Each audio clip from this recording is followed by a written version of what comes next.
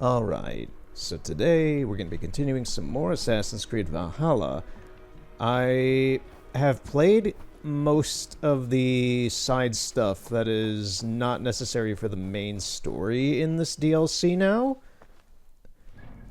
which I said last time would probably be the case, which we're going to talk a little bit about right now, and my general thoughts overall about this DLC. So normally this DLC costs like $30, $25, $30, something like that. I picked this up for like $10 back in March when it was on sale. And I do just have to say, like, the Ireland that is presented here is very nice. It's nice to have new environs for Assassin's Creed Valhalla. I love this game a lot. My problem, and I kind of thought that this might be a thing. I kind of just briefly said, like, oh, well, I hope all these things that they're, like, the trade system and all that is not just busy work for busy work's sake and it adds nothing to the actual game and it's not really important to a degree. It's important in the sense that you need to do that trade stuff to upgrade Dublin, which I have at a level 3 out of 5 right now. But, like, getting the trade posts up and running really, and I'm kind of glad I didn't do any of this like on like a segment or anything. They're not too long. They take like 20 minutes or so to do each one of these, but they really are just busy work. And it's not interesting to me because it doesn't do anything new. Let alone the fact that there are none of them here now because I did them all, but there's also these Trials of the Morrigan, which appear on the map as, like, flames. They look like little flaming cauldrons on the map. Like, there was one up here. And they're essentially just the psychedelic vision fights from the mushrooms in England that we have shown a couple times through the playthrough. And every single one of them was just that. It was just like a challenge against a bunch of psychedelic druid characters with like werewolves and such. And it was like, yeah, it's fine, but I killed them all in like 2 or 3 hits, even the werewolves, which are the strongest out of them because they're beefy. They're the druids' beefy, furry boyfriends. And yeah, they're all just not hard. They take like 5 minutes and then you're done. And then you move on to the next thing. Another thing I found kind of annoying compared to anything else is, so I have the river raids are done, and I talked about this a bit last time as well. The river raids are done. I constantly just did the river raids for shits and giggles for me to keep playing this game when I wasn't doing anything for a part for the channel. And I thought the river raids were alright. They were a pretty good filler if and you don't have the DLCs and you want to keep playing the game for something. There's enough of the river raids that it could have been its own DLC, but it wasn't.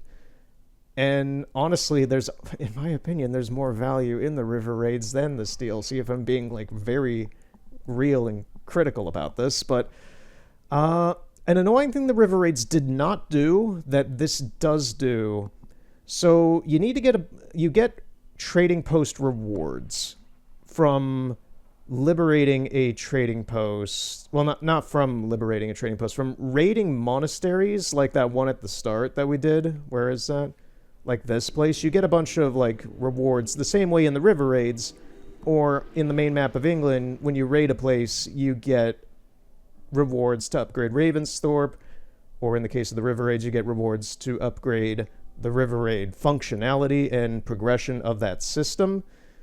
Here, there were not many of these monasteries. There's like 4 or 5 or something, and they were all very, very easy. We'll get onto the NPCs, like the druids, in a moment, because I want to talk about them as well. But you just go into a place, you kill everybody, you take everything, and it's way easier than the river raids, which is kind of insane to me because the river raids are not a DLC. But yeah, it's all just a lot of, it's like a weird mix. This map is a weird mix of like river raid busy work and reworking existing mechanics from the England map into stuff that tries to present itself as new, but it's not. And I feel kind of like, oh, once you've done all of that, and as you can see, I've done all of that. There are all. I'll get to that in a second. I'm getting ahead of myself. Once you've done all that, you realize there's nothing new here, which is kind of disappointing. It's more of the same, but just with a slightly different paint coat, which is fine. I enjoy this quite a bit. It's fun, but I just kind of expected more for something you pay more for. So, yeah. Where to start next? So, in conjunction with that, an annoyance I have with this map specifically, you'll notice that I have all of the wealth collected as well, roughly. Oh yeah, this one down here. This one I'm not entirely sure about. It's a armor piece or weapon or something, and I'm assuming I have to go to each and every single one of these white mystery dots, the artifact dots, and see if it has one of 5 items. There's like I have to collect like 5 artifacts to open a chest over here, and that's why I don't have this yet. So that leads into why I have everything on the map kind of done in the side stuff, because none of this seems to have been pertinent at all to the story at all, either. That's the thing. The story mode is kind of the only thing here. And we'll get to that in a moment as well. So to get more materials to max out your trading posts, which are these, like this one I don't have anything completed at yet. Linsdale, I have 2 things completed at. Most of them I have everything completed at least up here. Yeah, like this is done, Port Otley is done, Dysart is done, Ardmel's done, of course, Rathdown is done. But you need to go and... you literally, and this is going to be a massive turnoff for anyone who is not like just loving it, Assassin's Creed Valhalla. You have to collect all of the wealth. You have to. Because for some reason, the monasteries that you raid don't have all of the trading items that you need, like in the river raid system in the normal game. They randomly decided to put occasionally, I think there's like 5 or there's anywhere between 5 or 7 of them in random enemy encampments throughout the whole map. So you have to hunt down every yellow wealth spot to try and find these camps to figure out if you're missing any of those things to finish the trading posts. And I found that, once I realized what was happening with that, I was like, holy shit, they really do just want you to have so much busy work in this. And that really turned me off from... like, I was fine raiding the places and getting all the trading stuff, but then I started to realize, wait, I'm running out of trading items, and there's no more monasteries or places to get that stuff at. So I assume I'm going to unlock a little bit of that through the main story campaign, the same way you do in the actual game for Ravensthorpe. But I realized there's a lot more that needs to be found, and they're in those random enemy camps, and you have to find them randomly on the map, just like these dots. You don't know what they are. You don't know where they are. You're lucky that they are on the map, but you don't know if you see the amount of wealth dashes in the bar there, it's like you have to search all of these spots and see if anything might possibly be that for any of these regions, and constantly run around the map. So for me, it's like, it's fine. From a game design standpoint, like, I'm fine as a player doing all this because I am a tank in this game and I know all the mechanics and I love this game. I've been playing it consistently for 2 years now, and I've been playing it in general for 5 years. But realizing this, I'm just like, wow, they really didn't have any new ideas, really. They just wanted to twist the ideas they had into things for this to be kind of like, to artificially stretch out your playtime in this map. And that is kind of disappointing in a fatherly way of saying it. Just like, oh, this is kind of disappointing, son. This is what you came up with. So now that we've dissed the extra, like, the optional gameplay features of this DLC, The Druids. I am very perplexed by the AI for the Druids. So you have the Celts in this map who are just your analogous, generic, regular people for like the Britons and such in the regular map, or the Vikings in the Norwegian map, or what have you. The regular enemies. And then you have the Druids who have their own interesting mechanics. They have like magical powers sometimes where they can turn rabid wolves into werewolves and throw fire projectiles or poison projectiles or like zoom around the map really fast. They do all this stuff in the River Raid system as well. But the weird part, I also had to connect with the River Raid system as well, and that kind of is the weird part as well. Is this DLC is very connected with it, just in a lot of its aspects, and I hope it's a little less evident and prevalent in the Paris DLC, which we'll get to probably in a few months or something. I'm not sure. The Druids in this are very relaxed. They're very chillax, bro. They are some of the most inoffensive and just benignly laying around enemies I think I've ever encountered in an Assassin's Creed game.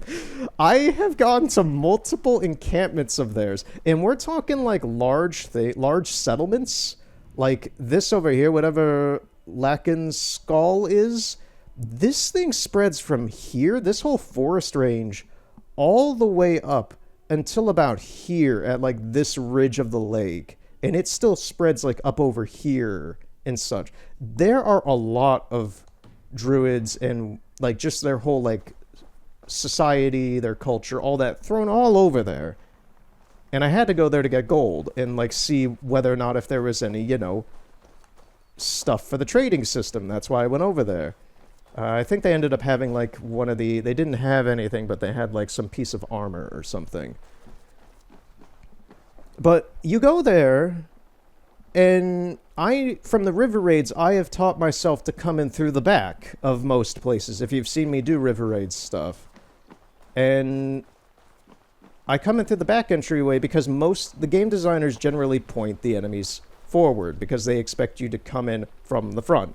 So as an assassin in Assassin's Creed, you come in through the back and you shank them in the back with your knife. But the thing is, normally you'll kill one of them and the others will be alerted, or you need to sneak around to try and kill the other ones. And the way that they're placed and the way that their AI is designed, it doesn't work like that. You'll kill one like multiple times. I'll just go on kill streaks of like a dude sitting here, another guy over there fiddling with that arrow, another dude over there butchering that piece of wood, and then another guy over there like eating food or doing whatever he's doing. And I'll just kill I'll straight up like walk behind this guy, kill him, walk over here, kill him, walk over here, kill him, walk over here, kill him. Sometimes they're even looking at me. That's the crazy part. And the murderers seem to also have a weird issue of doing that, where they will look straight at you. Like I'll be standing right here by this wall. One of them will be sitting on a bench right there, and they will straight up be looking at you. And you're in their territory with like a hostile territory. And for some reason, they don't initiate anything. And I just do this, and I kill them, and they're gone. And I don't know what's wrong with the Druids. They're very, very relaxed in this DLC for some reason. In my experience, that is my experience with this so far. I hope they get more aggressive in the story, because right now, I borderline started feeling bad after doing that to like 3 druid encampments, and once I've done that for multiple encampments is when I realized like, wow, something is wrong here with these druid NPCs, because the Celts aren't like that for some reason. They're very like standing around alert. They have like regular AI for the rest of the normal enemies in this game. The Celts are just kind of hanging around like they're all smoking weed and having fun at Stonehenge, I guess. It's very weird. I don't dislike it because it does make going through and searching those places easy, but for a level 50, and that's the thing, I'm well aware I'm like level 537 or something. Yeah. Plus all the mastery points I have like 5 mastery points per perk now. But even if I was a level 1, I shouldn't be able just to walk up to these guys and kill them. It's just like, what's going on here? And a lot of them, I don't know if it's just due to like some sort of day and night cycle, but a lot of the time I would find them sleeping. That was a big one. I kept finding them sleeping, and they're like up in like a watchtower or something, and they're literally just on the floor sleeping. And I don't know what the deal is with that, because I've never seen that with any other type of NPC in this game. Like, you'll find, like, the normal NPC guys, they'll go in like a house and sleep.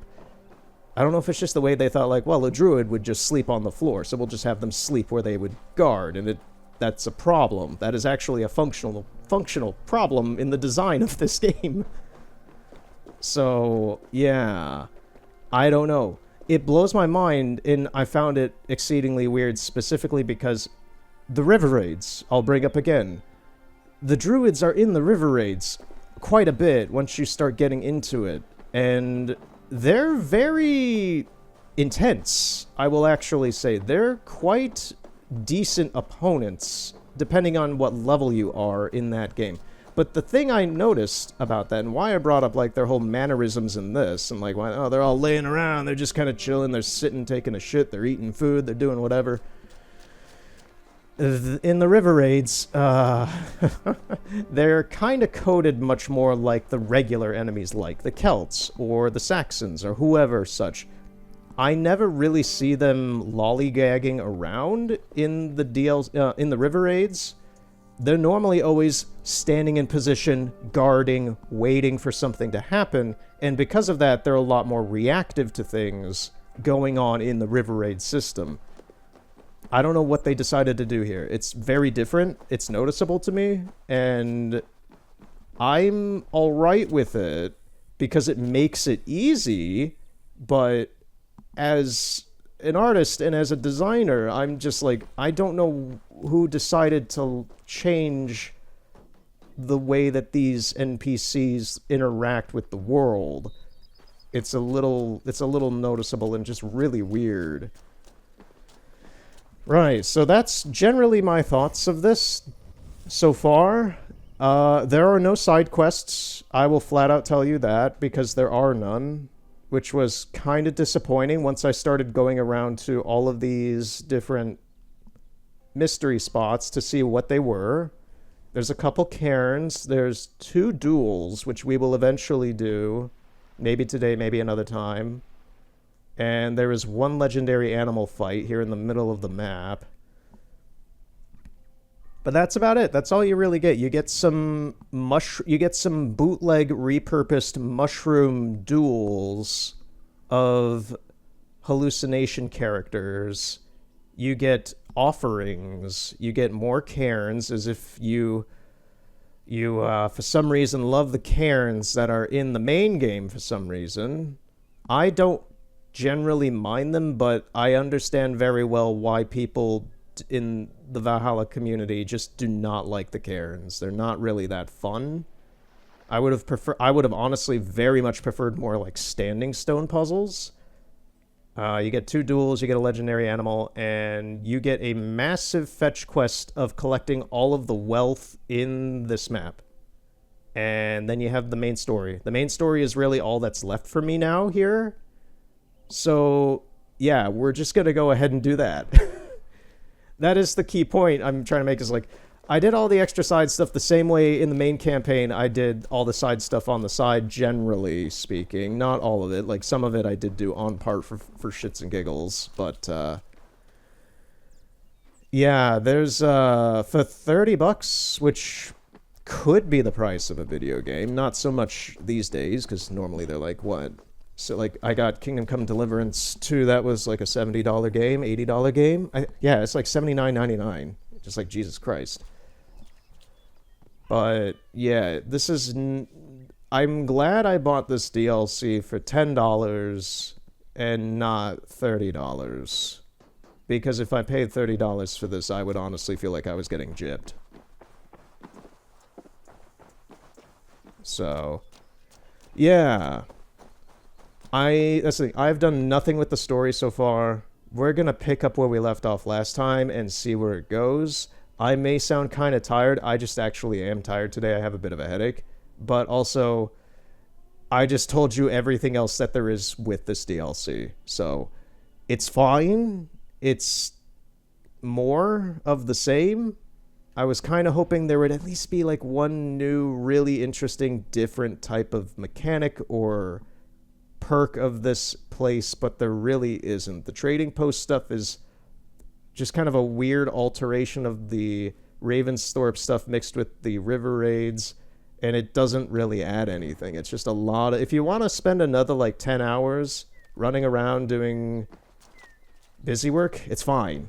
It's totally fine. It makes the playtime of this DLC probably run up a lot longer, but, you know. Anyway, let's begin. Oh, Jesus Christ, that took like 20 minutes to explain. I thought that would be like 10 minutes. Okay, let's go.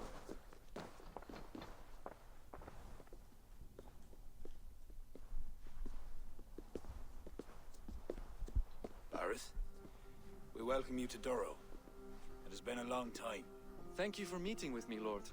I trust our gift was well received. Exotic spices, all of which are foreign to me.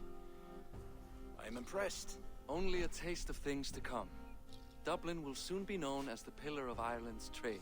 To a long life and prosperous reign, my king. Such fealty. You honor me.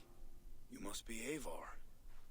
My gratitude for your selfless actions and what preceded my coronation. Lord. It seems my enemies could not wait for my reign to begin before trying to put an end to it. An old tale between northern and southern Ale, I'm afraid. But it's one whose ending I will be the author of. Planning a war? A High King should have control over his land. And I shall. If it takes a bloody war, I must be prepared for it. Dublin's trade has plenty to offer and plenty of stout fighters, Eivor included, ready to fight alongside you. I appreciate your desire to strengthen the ties between Meath and Dublin. And as much as I find myself in need of aid, it appears you find yourself undermined by your own people. What do you mean? During the coronation, a monastery was raided and a Christian text was lost. The Book of Kells. Dublin Danes are to blame. Your support would be of great help, let me be clear. But this capriciousness will sooner harm me than help me. I take it the book is important. Authored by monks from the monastery of Iona some 80 years ago it was. After the Danes first reached our shores. It was meant to preserve the Christian faith in uncertain times. Today, it is a symbol of that perseverance. If I retrieve the book, set straight the ones who did this, would you welcome Bareth into your court? It would help. These Danes. It would help. You know where they are? In a bog in Inch Row, just north of here. Eivor, this is my responsibility. Remain here. I will see it done.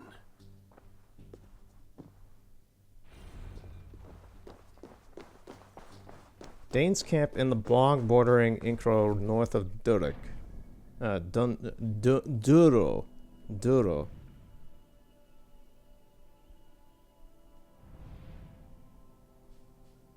Where is Meath? Ikro's bog.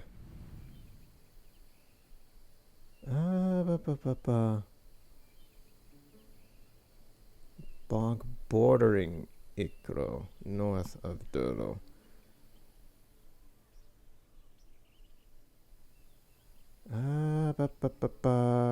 Okay, over here somewhere? Right. Ikro. Danes camp in the bog bordering Ikro, north of Duro. So, this is Duro. This is Ikro. I'm just trying to figure out, like, what do they mean? Like, Duro's over here. Ikro's right here. The camp border. Is it just here? I mean, we're gonna go there and see what's going on, I guess. Is there any other fast travel there? No.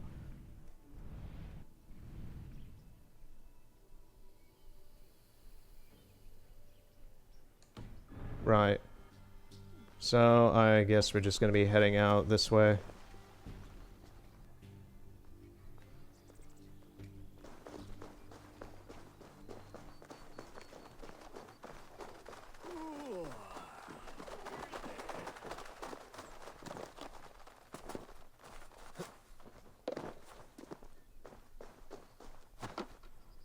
Trying to think, is there anything else that was just kind of like weird with this map?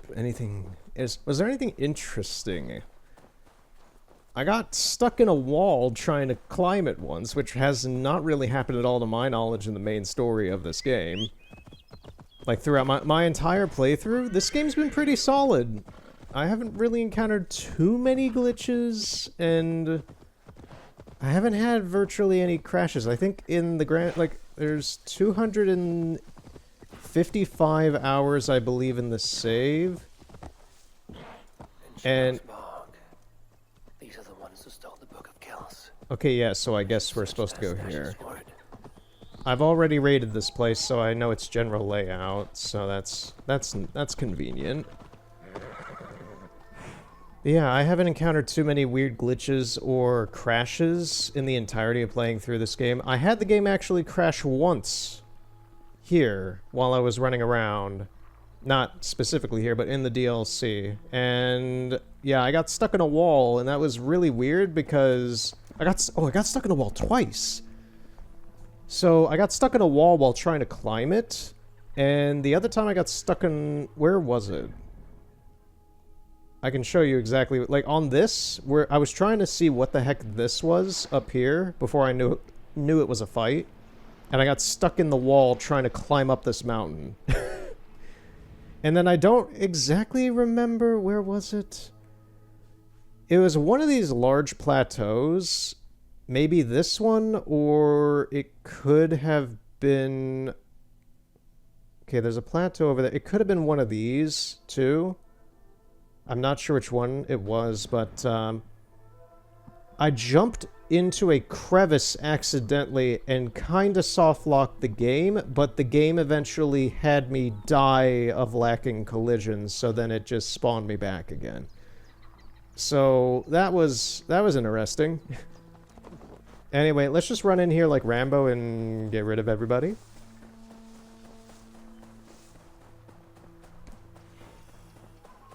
I must be careful now. Yeah, sure. Oh, okay, Eivor, whatever you did just there.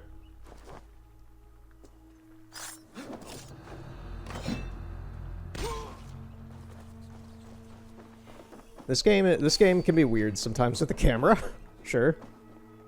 And the kill animations.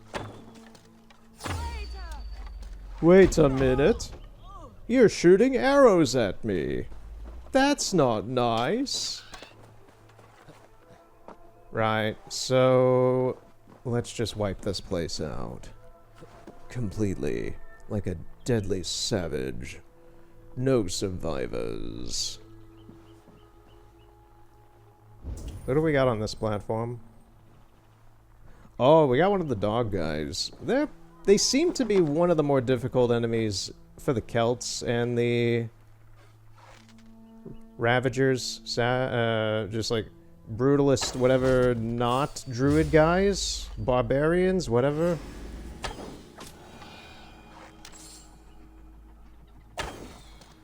How did I miss that?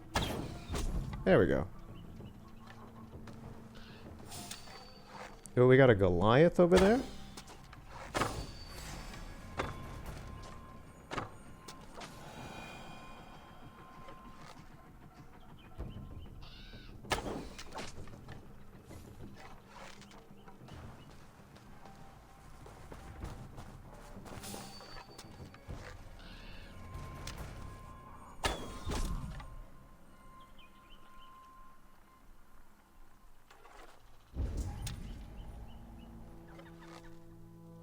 I'm sorry, dog.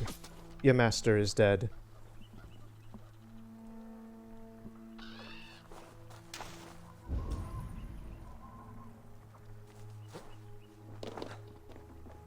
Oh, we got one curious guy. Not anymore.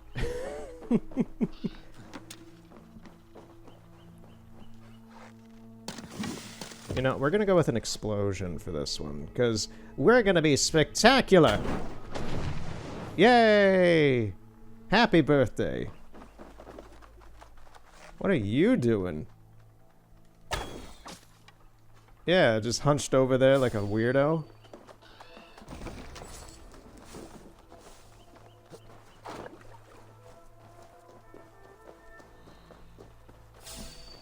Aha!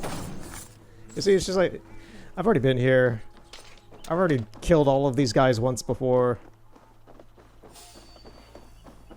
It's not some sort of complex layout that these guys are on, and they don't seem to have the most of spatial awareness here. Whoa. That was interesting. You like threw pocket sand at me or something.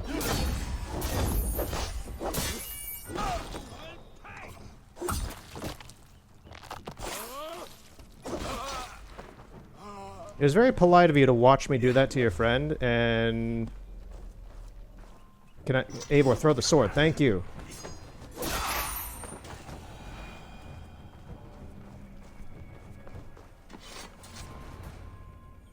Oh, okay.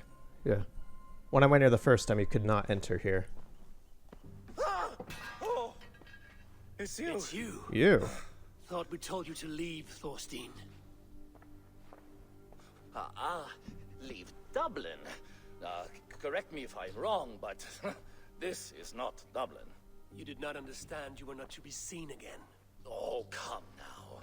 How was I to know you would find your way out here? Why are you here?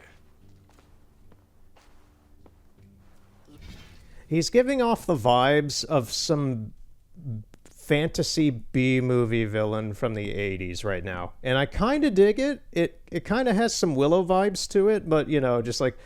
the way he looks, you could see him there. It's just like the way he's dressed, his personality that he's given so far. He very much kind of comes off like some sort of B-villain, main villain from some fantasy movie of the 80s. Looking for a book you stole. Just kind of weaselly, Raided kind of a monastery lame. recently. Oh, it was several monasteries, actually. These new friends of Questionably not mystical or easily. whatever. The book is important to the Christians. I need it back. The Christians? Ha! See? You are an Irish lapdog. I do not have it. Are you upset? Please do not be upset. You are upset, I am running out of reasons to let you live. I know where it is. Boyne Tombs. Some strange folks offered me this hoard for it. I could not resist. Could you? See? You understand. We are very alike, you and I. I could just as well be your brother. Do not kill me. Thorstein, your blood... His whole thing here is now just making me view him like Jar Jar Binks, and I'm very sorry, but that's the connection I'm seeing here with him. Just, Misa is a good guy. You, sir, also Gungan. We go to the planet Core, and we fix everything on Naboo. That is not worthy of my steel. Misa take you to Boss Not Nass. agree more. Now vanish. I mean it this time. A third encounter you will not walk away from. Oh, Yeah, I don't know if... ankles ache for how I must dance around all of these kings. It offers nothing. Except for this. He's giving me the kind of eccentricity that you see with, like, Ivor back in the main campaign a little bit, but he's much more, like, pathetic and dumb, which is saying something for Ivor, because Ivor's kind of dumb, but, like, he had an experienced brashness to him. This is just, like, shallow and pathetic. So I don't know what to, I don't know what to think of this character yet, but he's different than anything else that I can remember in the slew of characters in this game. And I'm not sure if I care for him, And this. or if he's just a little too quirky, like Eivor's thinking now, just like, God, this guy's a piece. Just like, huh. Okay. We'll see where his character goes. I'm gonna be hoping that it goes somewhere.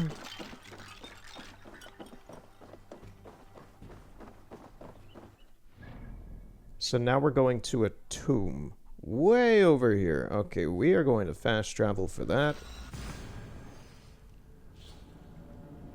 We don't need to be walking through the bog for the next 10 minutes.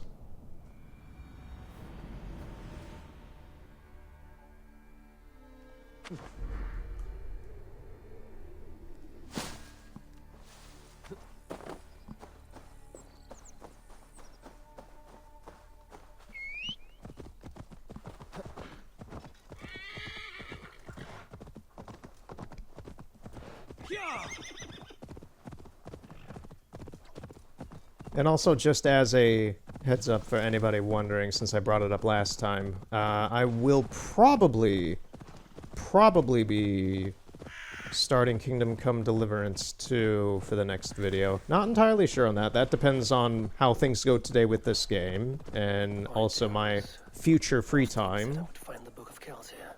Okay, I've been here as well already.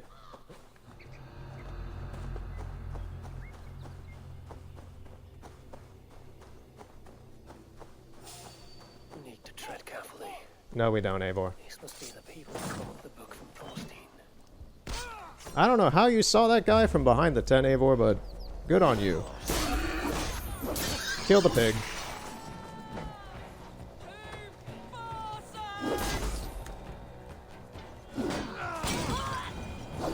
I mean, that works too.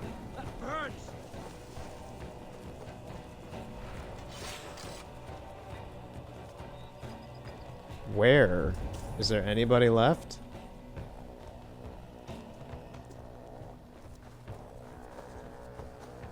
No, we just have to go down here.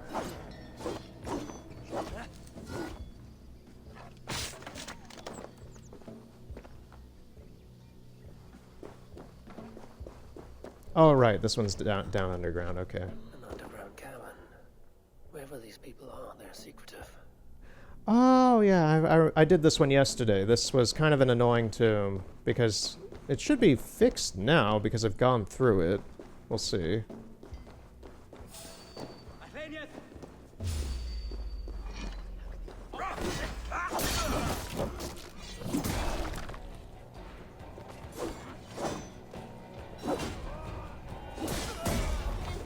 But yeah, depending on my free time, and depending on how today goes with the progress we make here today, I hope to do Kingdom Come Deliverance next. Just to start that off, see how I feel about it, see how it is, and what we might do with it.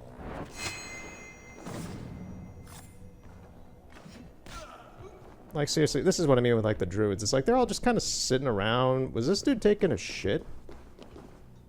Is that a bucket full of shit? Or, I think that's supposed to be a wooden post. Like, just a piece of wood that's on the floor he was sitting on. But from the lighting here, it kind of looks like a shitty bucket full of shit, in my opinion.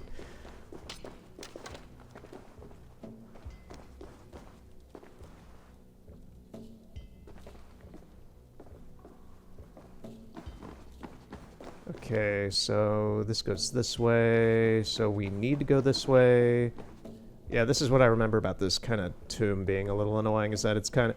There's no real linearity to it, it just kind of branches off all over the place. This is progress.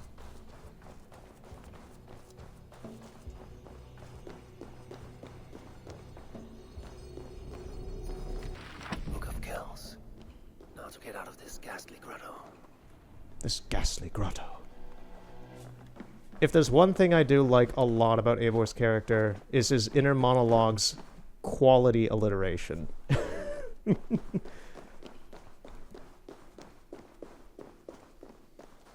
This poisonous person pertains power.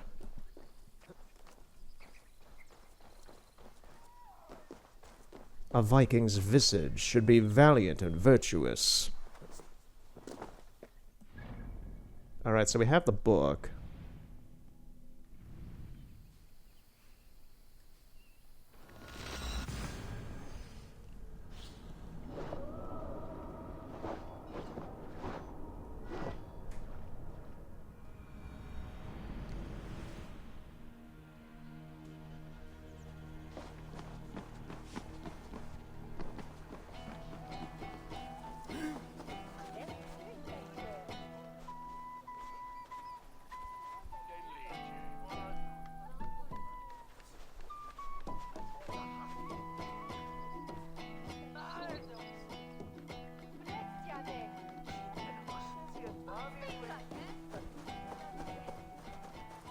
Sometimes you just need to kind of stop and smell the roses, you know? Just enjoy this game.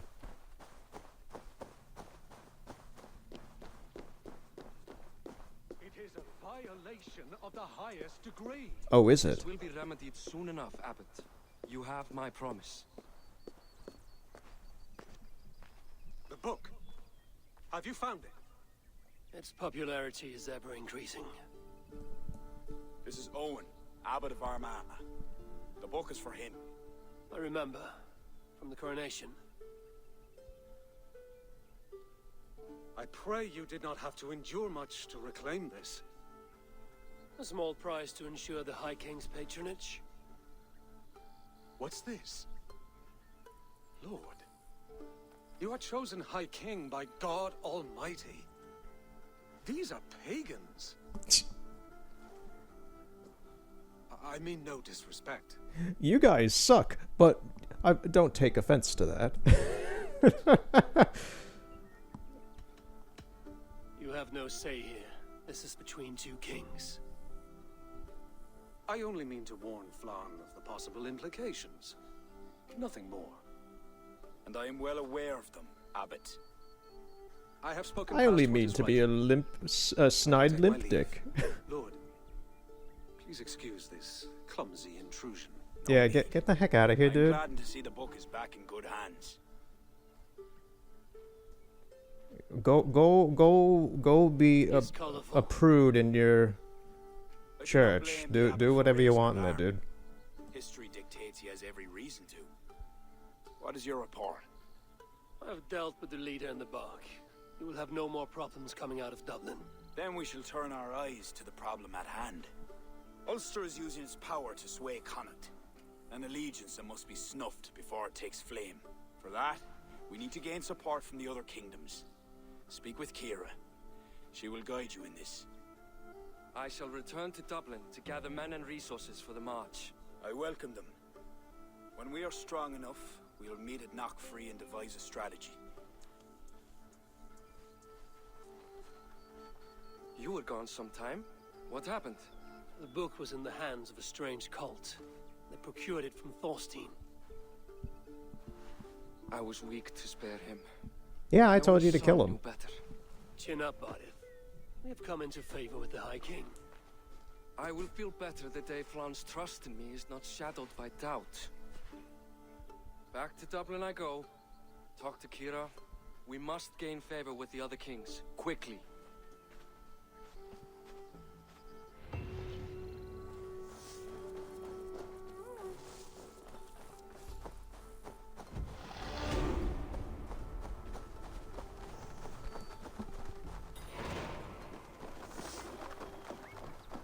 Yeah, now that I've so far into the game and the leveling system has essentially stopped, interestingly enough.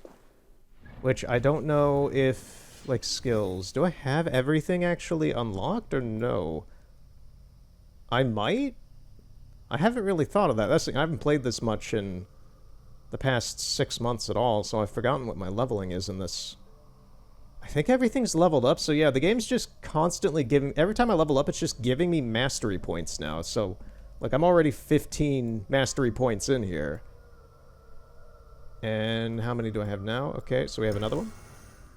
And I'm guessing these are gonna keep going up. I don't entirely know what they're doing to Eivor. They keep saying, like, slight increase to assassination, evasion, and health. Slight increase to range damage, range resistance, and health. Slight increase to melee damage, melee resistance, and health. Like, what percentage? What do you mean by slight? How much am I actually getting out of these mastery points inherently? Just like, what kind of character buff are we getting out of these? None of that is really being explained here with the mastery points. And my actual power level is kind of pointless now in that regard because it's not even increasing with the mastery points. So my 537 is the same as if I had no mastery points to buff me, but I have all of these mastery points now to raise me well beyond that power level it's showing there. So I'm not sure what's going on there. This seems like a bit of a... weird oversight in the leveling system, kinda, because there's this. It's here's the thing. It's all based on numerics. It's a numeric and statistics based thing for your character's abilities and strength, health, all of that stuff, ability to resist getting hit by things, and your stamina. And right now, it seems that the numerics don't really matter anymore, and it's just saying, well, we'll just give you an extra buff. Well, we'll just give you an extra buff, but not telling me anything about what it's actually doing. So I'm not sure how to feel about that either. And that's not even like a DLC thing. That's just a flat, like, game thing that's going on here.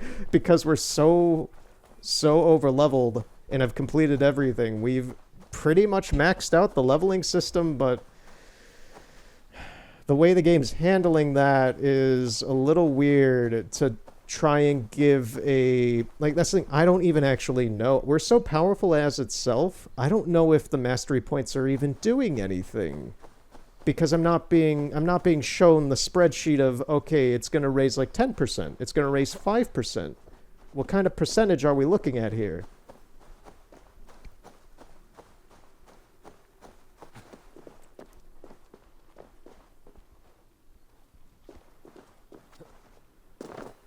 It's just one of those, like, little things that I'm pretty sure most people playing this game, if and they get as far as I have in this, that they probably aren't thinking too much about that, but, like, to me, I'm looking at this and I'm like, I'm a very logical person, so I'm just like, okay, this is here, we're being told this, but we're not being told everything about how this actually works.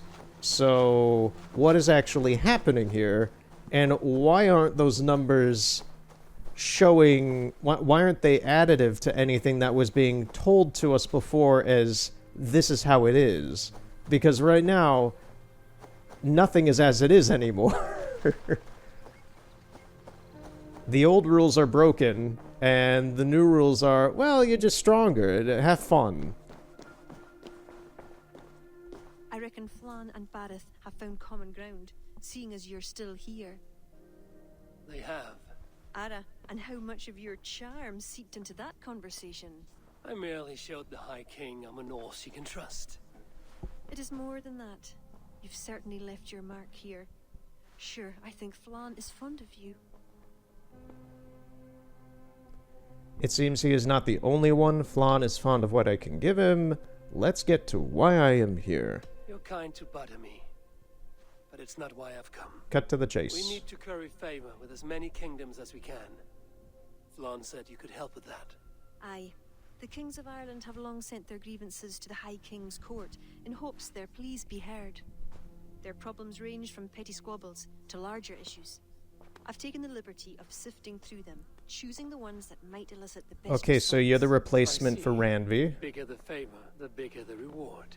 There you have it. Keep an eye out for pigeon coops. That's where I'll leave any noteworthy tasks. Help solve their woes, and the kings will pay tribute with the men and supplies we need to invade Ulster. Okay, yeah, so you're kind of the replacement for Ranvi in this map.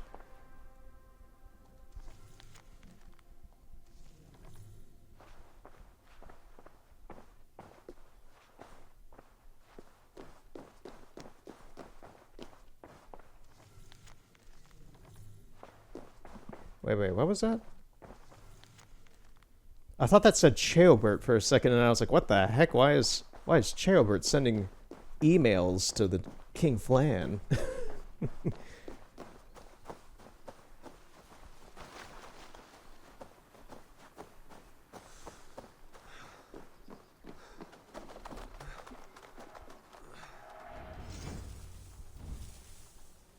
Royal demands earn trade post supplies and Irish resources by helping Ireland's kings. New royal demands can be found in the pigeon coops. King's pleas. King's pleas are optional objectives given by the kings. Complete them to earn double rewards per objective. Is that like the Thousand Eyes, where you just kind of do random missions and you get opal essentially and like small rewards for it? Is that just like part of the evergreen experience of this game where you can keep playing it and missions never end? Not sure.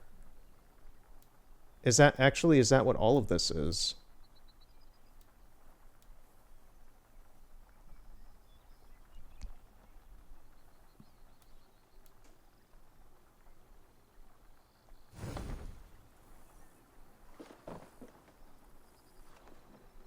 Okay, this is actually part of the main quest line, it seems. So we'll just do all of them. We're just gonna do all of them. These feel like... I'm not sure if this is just a tutorial piece to show you that you can do these whenever you want, but this feels like filler, which is funny because I spent the first 20 minutes today explaining how most of what this map is filler. So which one are we doing first? We're going to do Kel's Abbey. Kill the targets. Do not take any damage as an optional objective. Okay. That's the thing. My opinion of this DLC is entirely resting on how good the actual story is, because the rest of this, very bluntly, is filler. Which is, once again, saying something when the river raids were kind of the main game's filler. And I kind of feel like those, at least from a structural standpoint, were kind of a little bit better so far.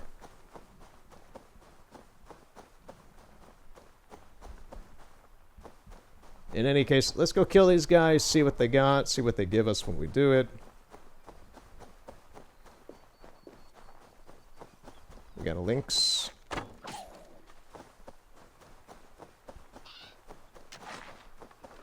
Yeah, there's no bears here, really. I've seen one bear, and it was a scripted bear for a dungeon. And on the overworld, I've seen no bears themselves. They seem to be replaced by lynxes, which is fine. They're a little more annoying. Lynxes aren't as strong as bears, but they're a lot faster, so they're a little more annoying to kill. I should not be seen in this area.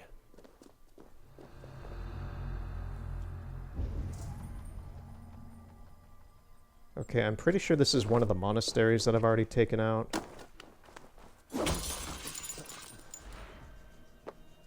And it's full of druids. Okay. Eivor, can you climb through the... Oh, we can't seem to climb through the window. There's like a metal bar there. There's like a guardrail there. Like, you see that? There's like a table with a cross or something there. I thought that was a guardrail for a second. It's literally blocking in the entrance. Okay.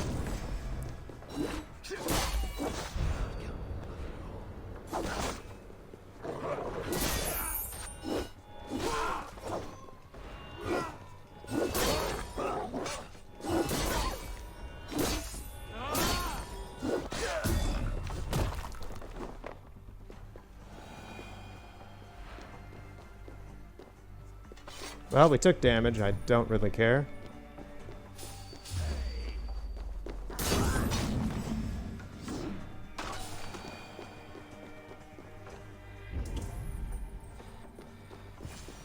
Wait a sec.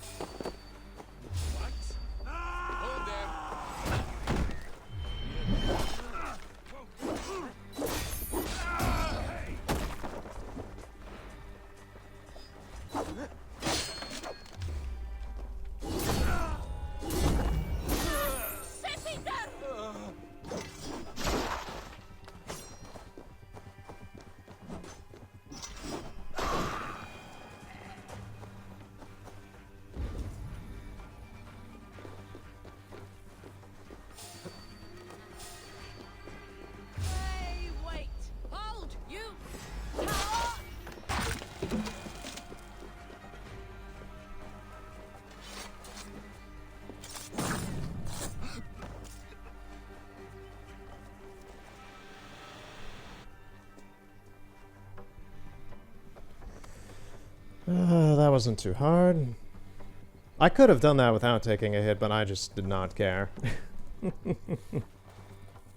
Just run in here, slaughter everybody, leave. Is there another guy? I was gonna say, there should be another person still. Hey man, could you hold still for a second? Thank you. Oh, look at the swords! They like floated weirdly with anti-grav into the wall. Leave the area.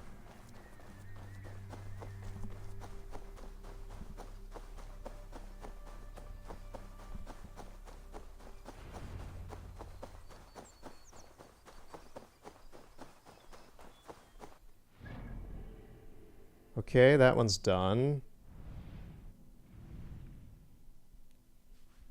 Oh, the next ones are out here. So, we gotta go back here, it seems. Assassinate the target.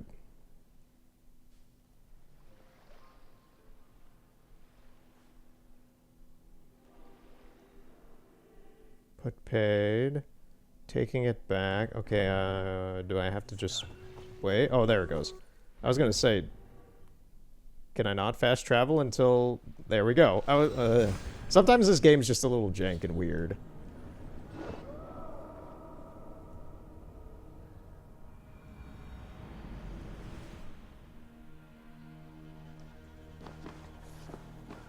Eivor! Gott sjá þig. Let's get out of here.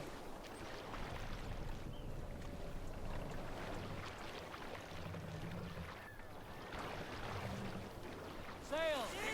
Catch the wind!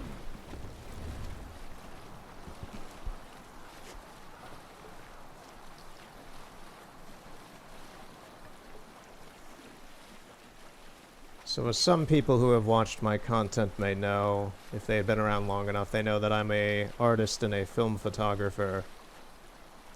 And recently some people from a camera store, like the guys who run a camera store that I went to, were utterly fascinated with some film that I had recently found, some government film that was used in the 70s through the 90s that you had to sign a lot of paperwork for. And it's the kind of stuff that was only distributed to like NASA and like military installations to photograph and capture images of missile testing, like the explosions after the fact, and also particle acceleration and collisions. So, as one of the older guys who works at the camera store pretty much told me, was like, the reason you had to sign all that paperwork and why it was only consigned to the US government is because they did not want the Russians having the stuff. And I was like, yeah, that kind of makes sense, I guess. But I have quite a bit of it, so I'm curious to use it. I'm going to probably shoot an amount of it in Chicago just to see how it actually responds. But yeah, high science, high theoretical particle physics science, and art. I'm using stuff that was used for high science as art now. That's kind of what I do. So, I don't know. Some people find that kind of stuff fascinating. Other people are like, "Oh man, that's so boring." And I'm just like, "No, to me it's utterly fascinating." So, that's the kind of stuff that I don't really talk to. I do my best not to talk about like my art and like actual craft, what my stuff is, because history professors and scientists and artists love me. YouTube and Twitch, that might be a little too academic. Whoa, what did you throw at me? Oh, it was an axe. I was like, it looked like a boomerang.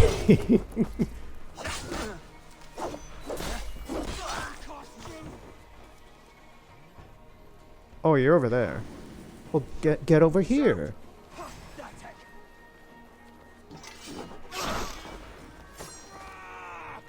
Whoa, you're big.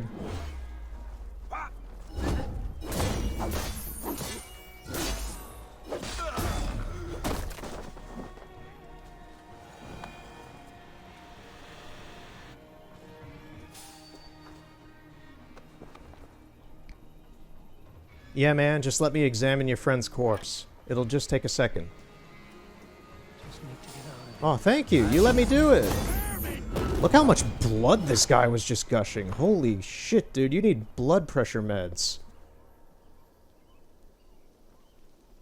Golly. Oh my god. That guy straight up was a fountain.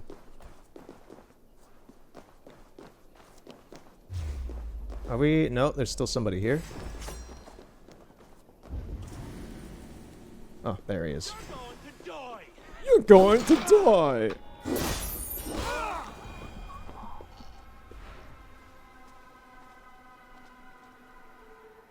I wonder if that guy would have been interested in particle acceleration and collision testing film.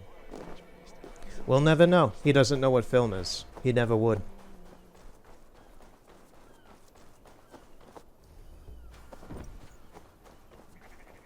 Oh, did I just ruin this? Oh, well, no, remain undetected. I was about to say, did me taking off the cloak just ruin the undetected thing? But it's like, no, I was just fighting a bunch of dudes. I just noticed that secondary objective. I was like, oh man, did I just ruin it by taking the cloak off, man?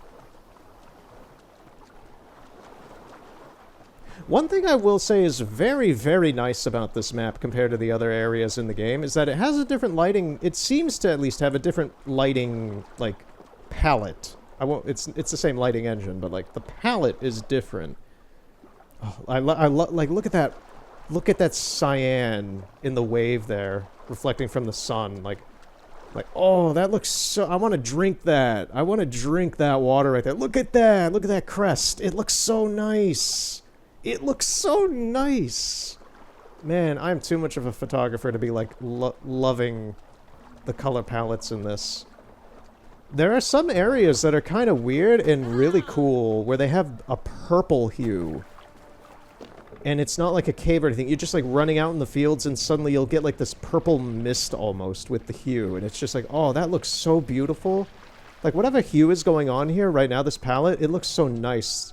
The gradation in the sky is so good. Oh, this looks so nice right now. Yeah, the lighting and visuals in this game are just so beautiful. From beginning to end, it just looks so good. Well, Norway is kind of annoying because it's like where I live in real life, where everything's just gray and overcast all the time. So then you really learn to appreciate the sun. But yeah, in most of the game, the majority of the game, the lighting always looks so nice.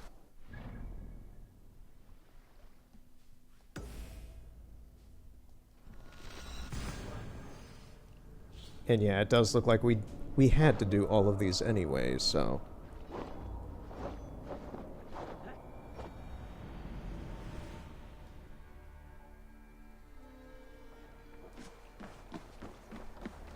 Do not take any damage. No unessential kills. Inessential? Unessential?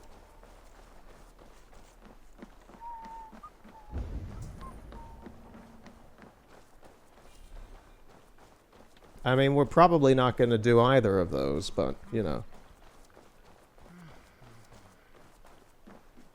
Is it these guys? It's these guys. Okay. We're going to get on the roof. If we can. This place is heavily guarded. The take no damage thing we might...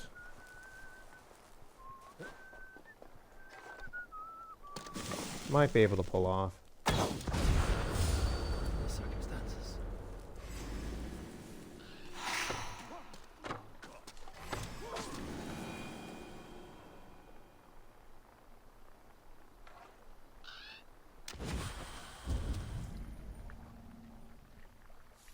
Oh, it's a big camp. Okay. Oh, okay. Well, how'd he do? Okay.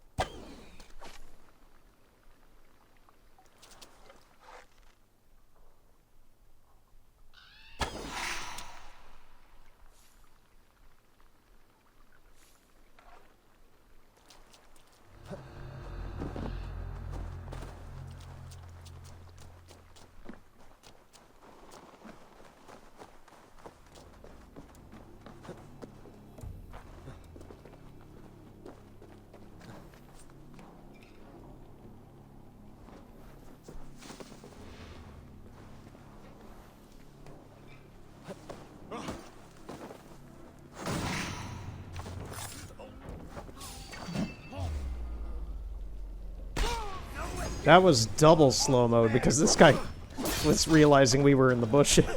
That was pretty good.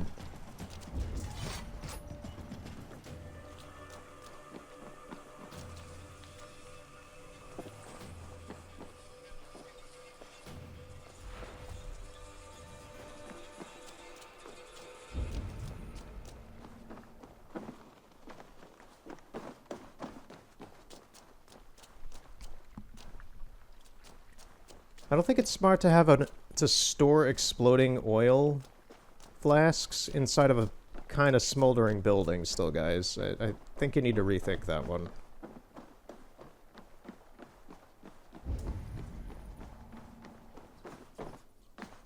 Oh, this goes down. Have I been in here before? I don't think so, actually. I don't think I've been down here.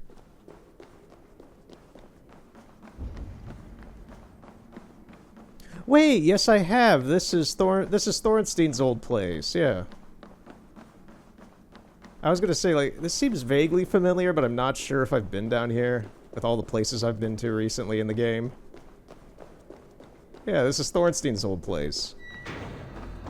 Ah, sweet memories. Remember that guy? He was such a weirdo.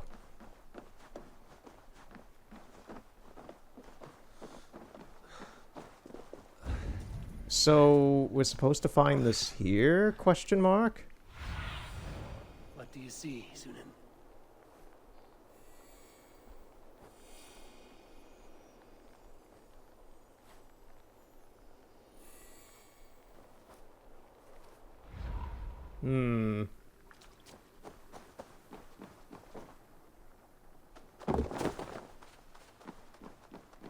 I would expect it to be down there, but...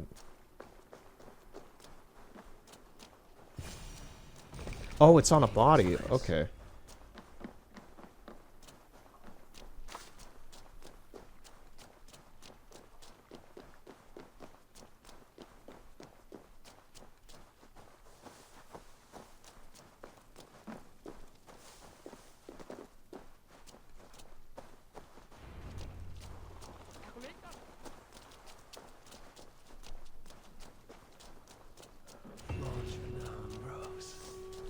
Use trade post supplies to build structures for your trade posts. Yes, yes, yes. This is all the stuff I'm already well aware of.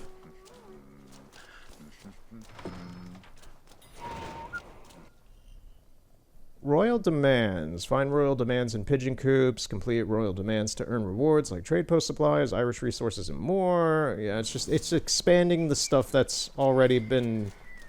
It's saying, oh, well, here's another way... like the Thousand Eyes, where you can infinitely get the supplies if for some reason you can't in the overworld, even though you can find that stuff in the overworld regularly. Like,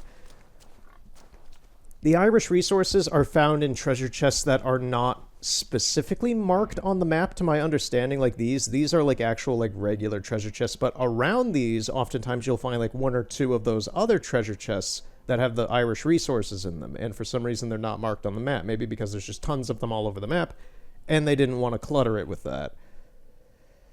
This is probably... They seem to also only work once, so this is probably a way to have those infinite resources that are kind of necessary for doing this this system in this map, so there's no, like, weird soft locking or breaking of that mechanic. So it's just infinite, once again, it's just infinite busy work if you want to have that busy work. It's a fix to a potential problem that is probably not ever going to happen for most people in a regular playthrough of any sort. Even the most completionist diehard, I don't think would ever run into that issue, but it still fixes that weird loophole of, well, what if all the chests in the map are obtained somehow? Well, this makes it so that you can still never run out of those resources if you need them for some reason. So, I have a feeling we're not going to be doing any more pigeon stuff. So, I don't think that's going to be necessary.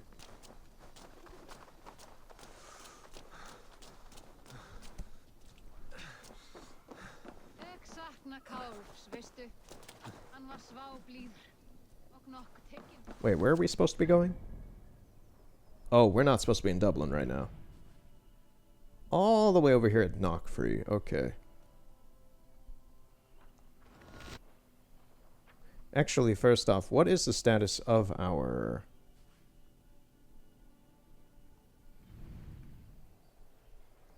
So, I'm going to check out the trade post itself. I may as well. I'm pretty sure we have to do all this trading stuff. It wouldn't be so pushed in your face constantly for this map if they didn't want you to do it for some story-related thing.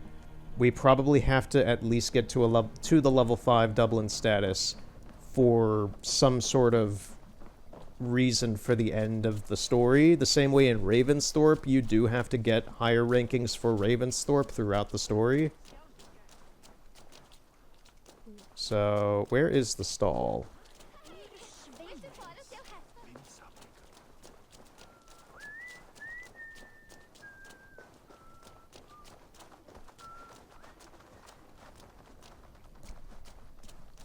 I'm pretty sure it's down here.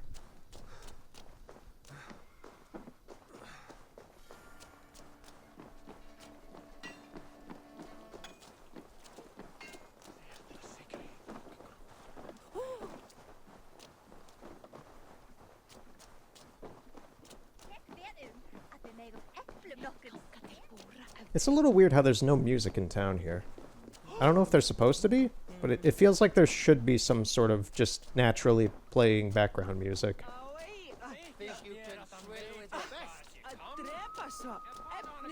I feel like I'm in Novigrad. Maybe it's because of all the red coloration here. This town has a very red-centric theme to its colors. But I feel like I'm in Novigrad, and for some reason there's just no music playing.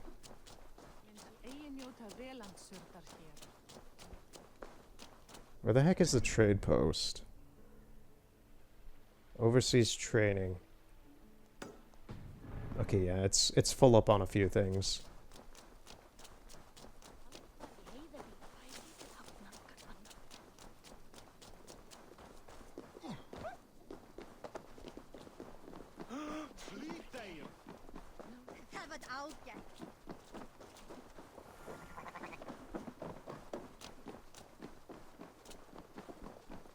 Here you are.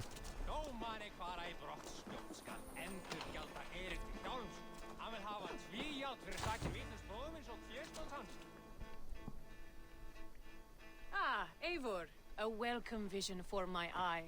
Athlone has begun to send us excellent ale. From experience, I can tell you this is dangerous cargo. I've never seen a shipment of ale reach its destination without losing a barrel or two. My crew knows the cost of hitting the stocks. Everything will ship and we shall reap riches. With ale to celebrate. Many kingdoms desire to trade for our goods. Right. So, yeah, this is the general situation with the trade system in this game. You get these resources, you get these kind of checklists that are very similar to the Thousand Eyes, like, oh, you need to go do these things to get the rewards, and you give them these items instead of just doing the task, and you get a bunch of rewards. So, like, you get an Iberian helmet, you get more trade supplies to build stuff at trade posts, and you get more renown.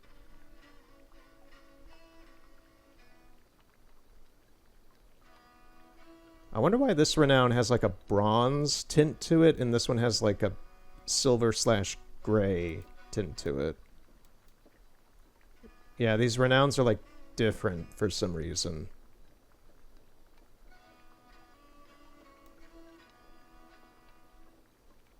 Okay, whatever. They don't seem to do anything different.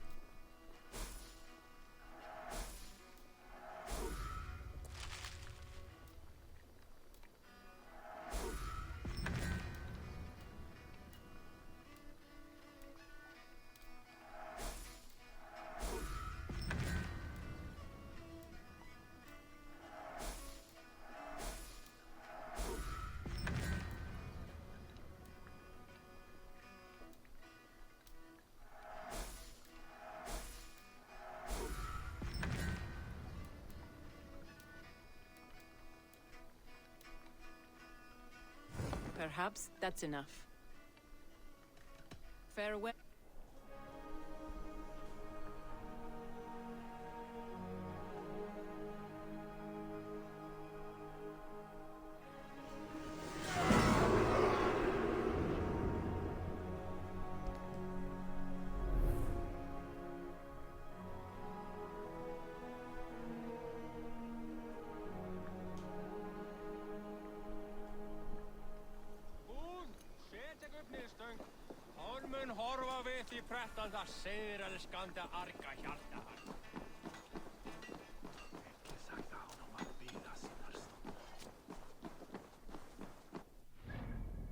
Okay, so that's done. Now we're gonna go to Knockfree and continue.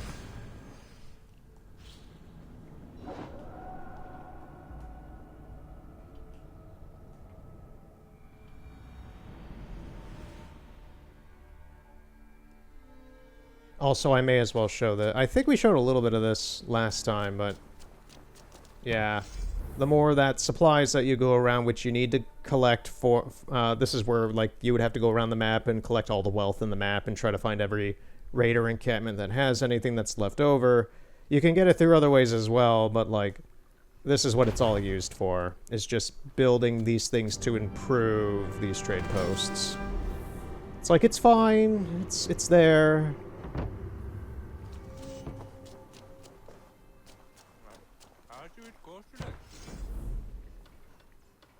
It's something that kind of just passively benefits you in a certain way if you need it. Which, for playing through the game normally, you're not gonna need it. So now this place is totally upgraded. There's nothing more we can do. Which is good, because then I don't have to do anything for this place anymore. Let's go to Knockfree. It's that place over there.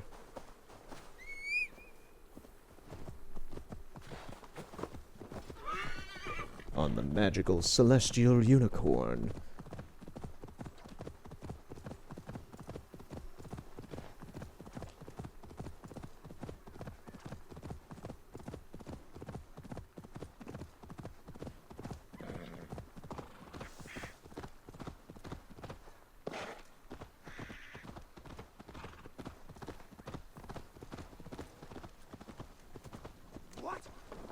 I'm walking here, shitling! At the ready.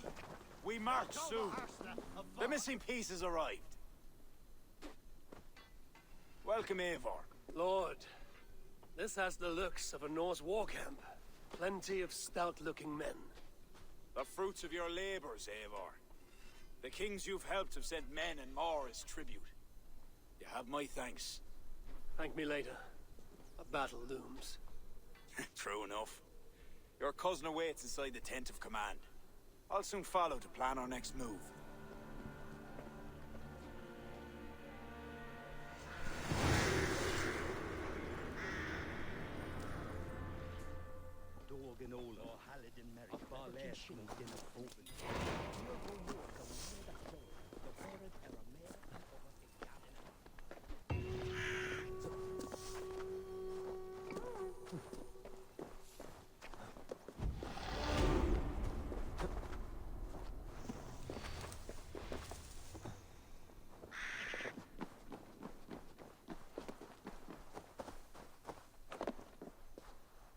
Oh man, I was gonna go through the back entrance. They blocked it up.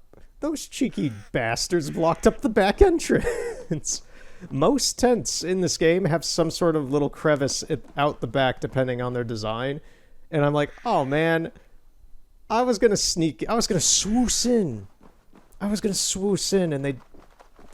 Ubisoft knew. Ah, Eivor. Look at me. They don't want anyone styling. Not bad for a Vikingur, eh? You've gained his trust? I wouldn't say that, no. He's a bit suspicious of me, in fact. But he needs my army, so he holds his nose. Of course he does. Vikings smell. My king. We are ready to deliver Alec a weighty blow. But our enemies are now alerted, and will rally in greater numbers. Cashelor Castle divides Ulster and Connacht. Taking it would isolate each from each.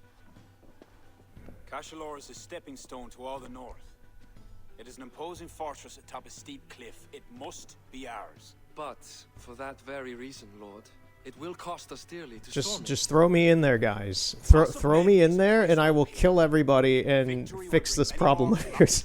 This is kind of the funny, weird thing with me, and this is like, there's all this drama talking about a war that they need to have to claim this castle or whatever. Just throw me in there like a little... Just shoot me. Put me in a cannon and shoot me at the place. I will land in there, axes out, shield at the ready, and slaughter everybody in there, and we win. That's all it is. We don't need to have these discussions about battle tactics.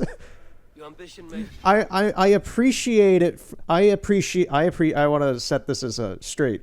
I appreciate this dialogue and voice acting and everything a lot as a narrative. It is great, and I am enjoying my time watching this stuff. But on myself, I'm like, just shoot me in there. Just get it done. I feel like Red Letter Media talking about like some dumb thing in a movie that's just like, just do this and it'll be all over. It doesn't need to happen. It doesn't need to happen. Just send me in there and it's all done. Cunning over courage. A single spy slips in and breaks the gate locks. Then our soldiers flood in. It is worth the attempt. You seem to have a feel for this, Eivor. I select you as the single spy.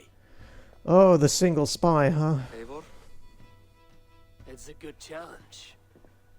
Is it? We have a scout near the castle. She may be able to help you.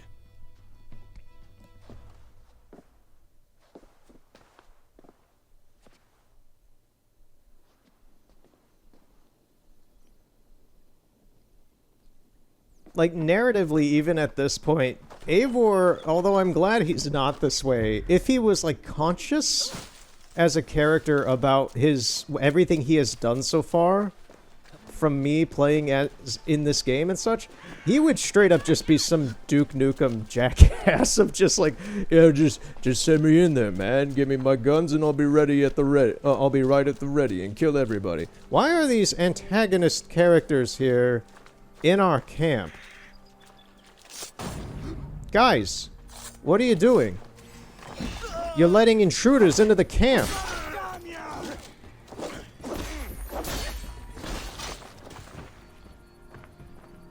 You want, like this moment's like, you want some of this? Come over here.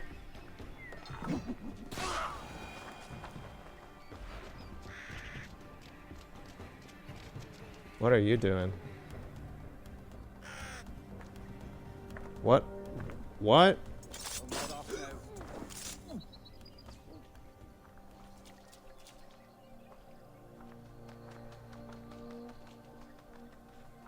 I'm just people watching this right now. I'm like,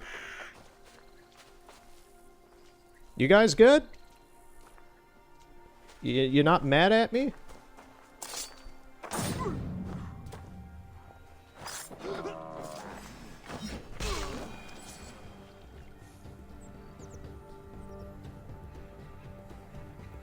Oh man. You bled from your penis. That's not nice. That I did not need to see that, man. He got smacked in the head so hard that his dick exploded. Okay.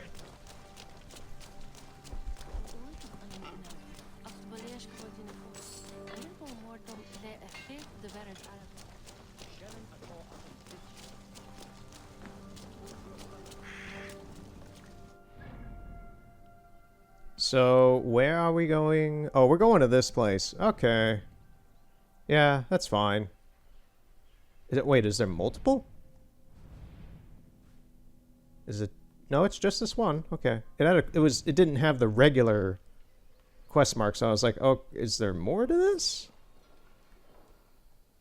What would be faster? I think this would be faster.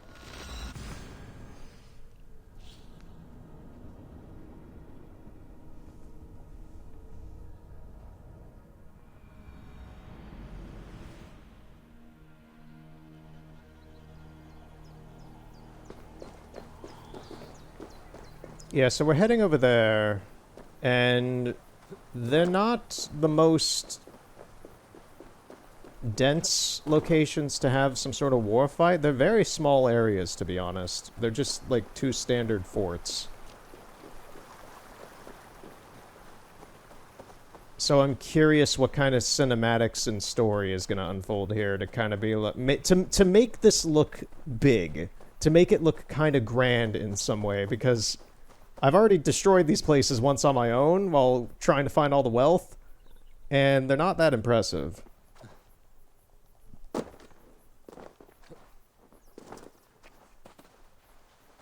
It looks cool. It looks really nice. But once you're in there, you're like, oh, this is pretty small. Okay, I have all the arrows. Oh, it's one of these. Man.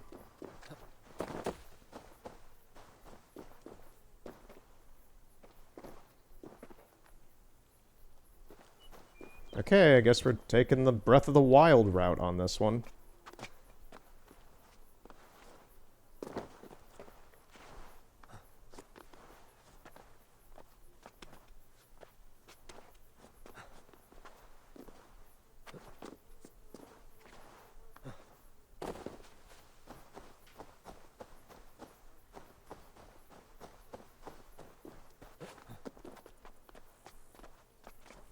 I really should put on some Breath of the Wild music, but I'm not gonna boot that up right now.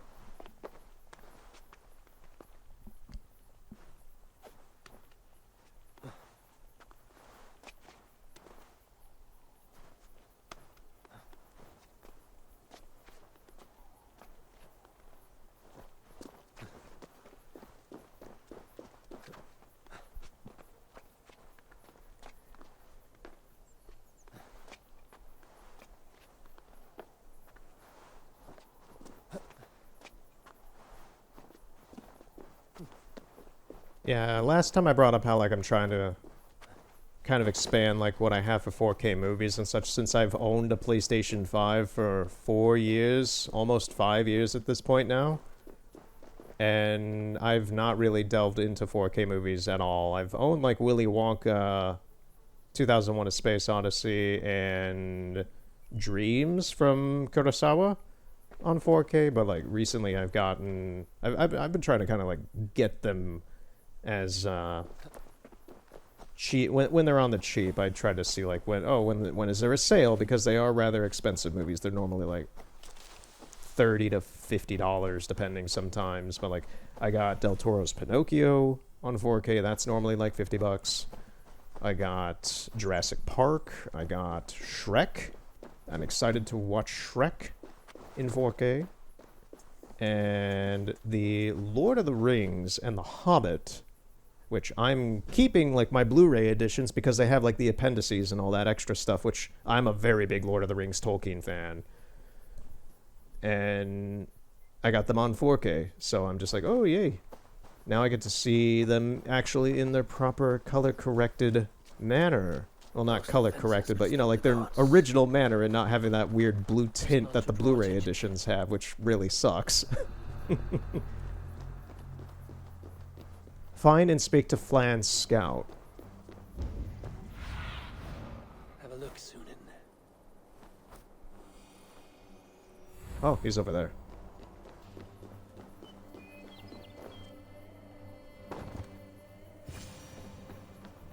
Hi, are you Flan's scout? You are a bold adventurer to ask in these parts. Yes, I am. How might I enter the castle? Alone? You can try to climb its walls. A foolhardy move for such a small force. Is there a way to enter unseen? There must be a path below. Builders down there have reinforced the walls. A wily Viking could use their equipment to find a way in. I am that Viking.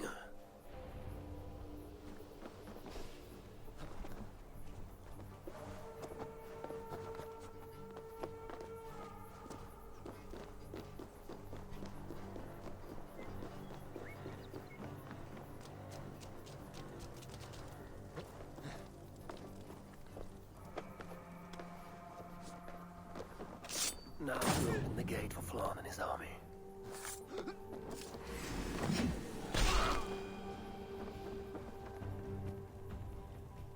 Now to open the gate for Flan and his army. Nah, I think we're gonna kill everybody first before we do that, Eivor.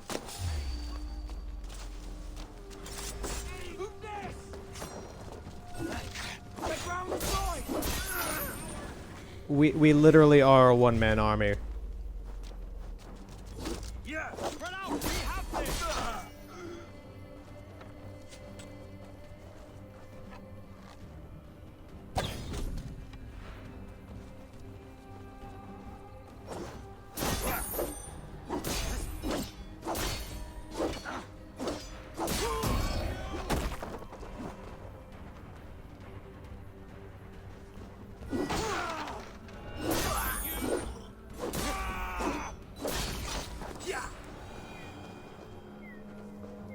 Is there anybody else?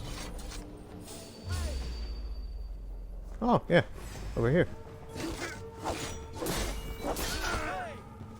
Now escape, you yellow dog.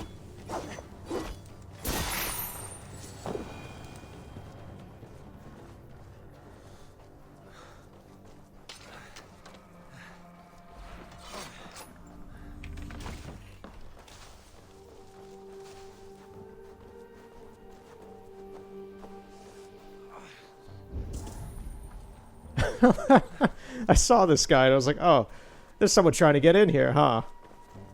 I mean, I can help him. Just give me a second, dude. Give me 1 second. I'm gonna help a homie out.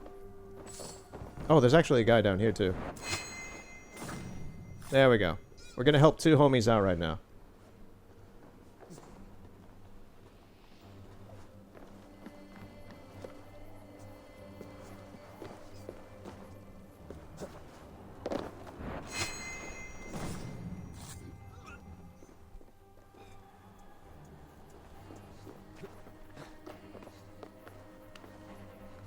I'm curious if the game's gonna spawn in more enemies when I open the door.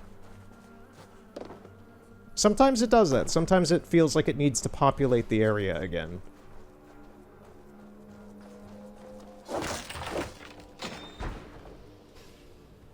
Bravely done, Eivor. Cashalor will be ours. Yay! I have your back! Oh yeah, it seems to have repopulated a bit. Remain steadfast. Watch your flank. Press on, Eivor. Press on.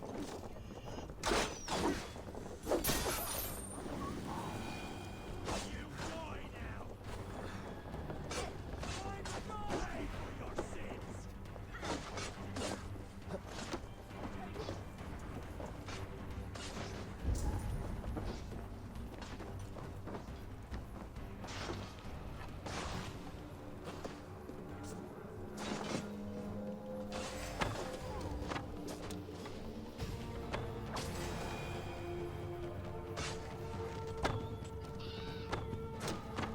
Stand up.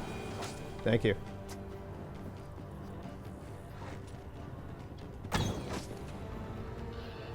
Eivor, head me up in this. Yours for the taking! Sack the castle! Go witch! Let us live. Stand back, you bloody dead. Going to power.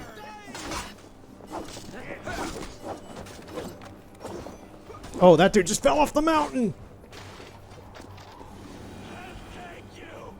Oh, that was a brutal way to die.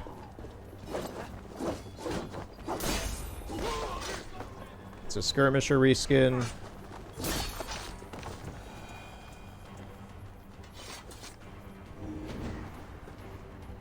Why, thanks. Lord, watch your flank. Press on, Eivor.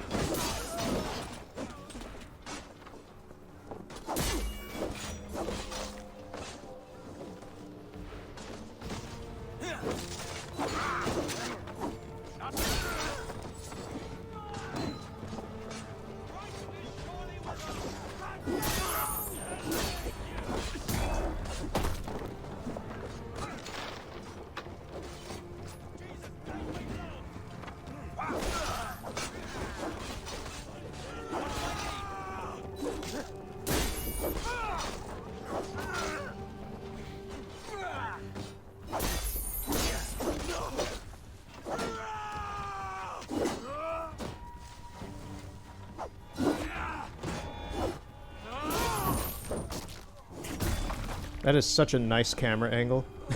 My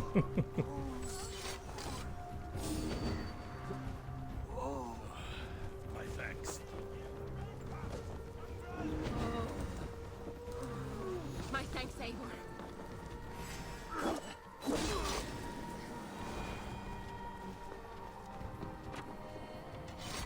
Okay, that's one of our guys. Is anybody else really left? Where is the little lost soldier? I want to shove a knife up his ass. Oh, you don't seem to be understanding the situation here. A few of you don't seem to be understanding the situation here.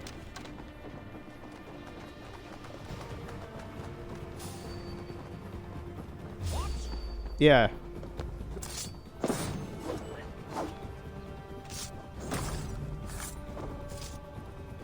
I think the Mongols are having a bit of a run for the money in terms of quality enemies.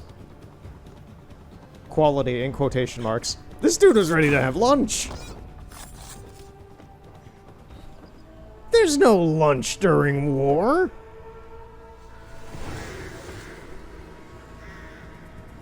Hooray!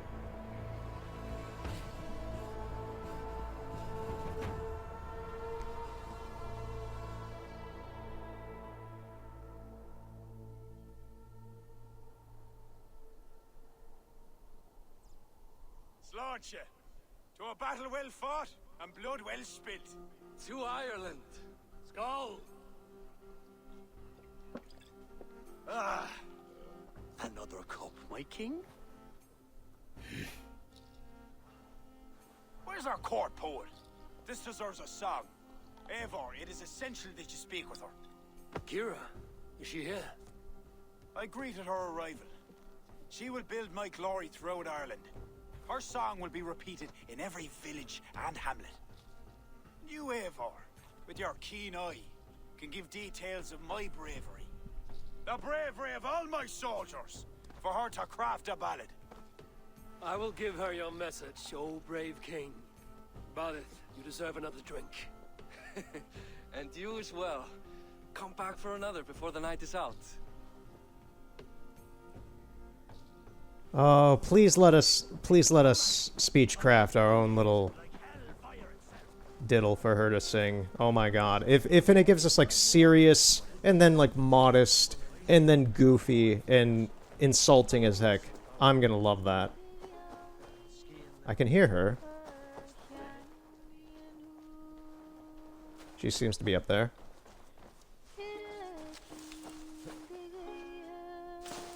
Eivor, climb the wall. That was weird. He was like, no, for a second there. I was like, dude, you're an assassin.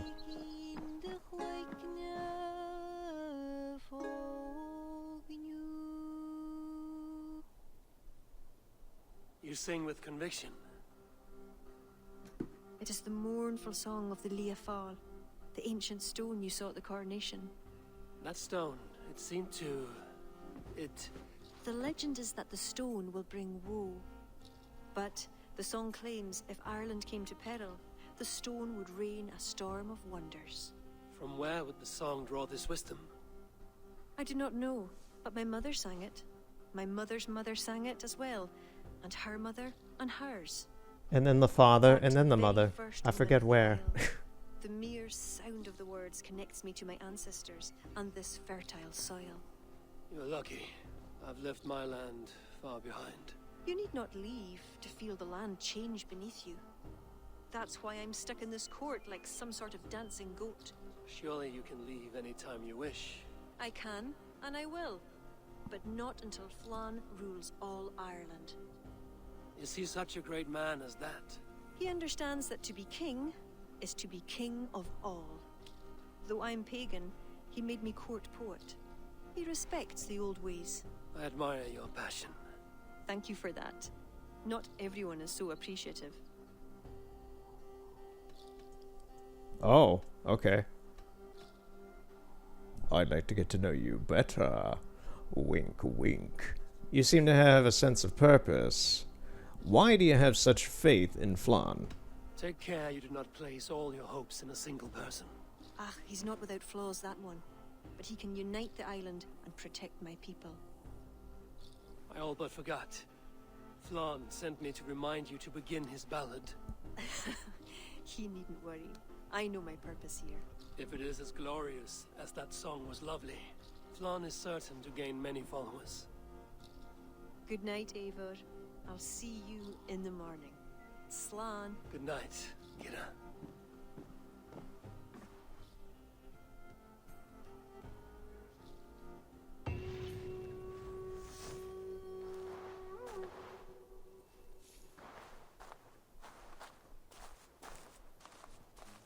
Beautiful morning.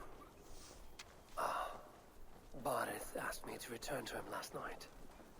I should apologize.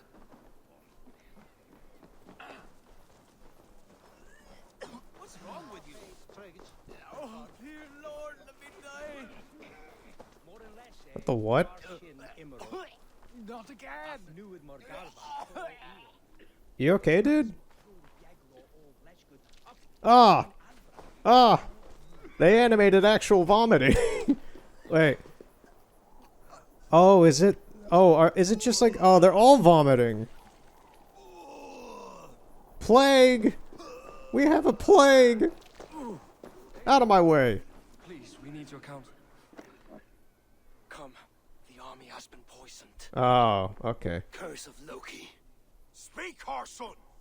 Who? That's the man, my king. You accuse Bareth? It's him what gave me the poison. 7 silver he paid. Huh. The king of Dublin. My king, I... Only the Irish were poisoned. Your Danes are hale and hearty. My lord. Flattering words and servile gifts, all to mask treachery. My lord, you know this cannot be true.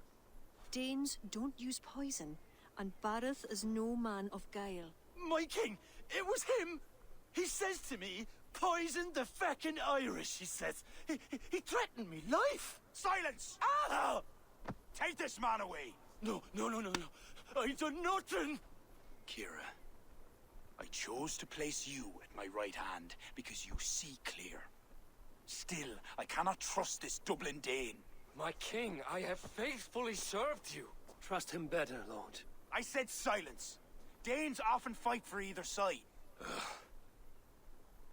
This guy's just an Bareth, idiot. stay within these castle walls while I consider your position. I must first find care for my soldiers. You well know, my king. I have a friend who can heal most any malady. Ah, one of your scattered coven of forest-dwelling pagans. Let me speak with her. She'll find a cure. She's the one who did it. She poisoned him. I'm guessing that. I'm throwing that out there right now. I'm like, okay. She's charismatic. Eivor likes her. She's with the druids in some regard now. We know that. So I'm just like, oh, the wrath of the druids. The only person here who is in any sort of association with them is her. It's got to be her. It's going to be some dumb twist where it's like, oh, you were our friend for all these things. And also in that moment before, it's just like, oh, we could have a romance option with you. It's going to be some sort of dumb twist where it's like, oh, you were the bad guy all along. Oh, I don't know if she's actually the bad guy or not, but I'm just throwing that out there. I'm like, if she's the main or one of the main antagonists, I won't be surprised. It'll just be funny to me. Come, let us find my friend Deirdre. Who is this healer? She is a druid. Wise, despite her youth. Are you ready? I am curious to meet her. Okay. Yeah. For real. I am now not trusting this character at all anymore. And let's see how this goes. Poor Barith. I'm disappointed. The moment she brought up that she knows a druid, I'm like, you're the antagonist. You poisoned all those guys back there, didn't you? And put the blame on Bareth. But who is behind it? The soldiers cough blood. The druids are the main. They're in the name. They're the main antagonist of this whole DLC. When the Christians came with sword and fire, some few druids banded together.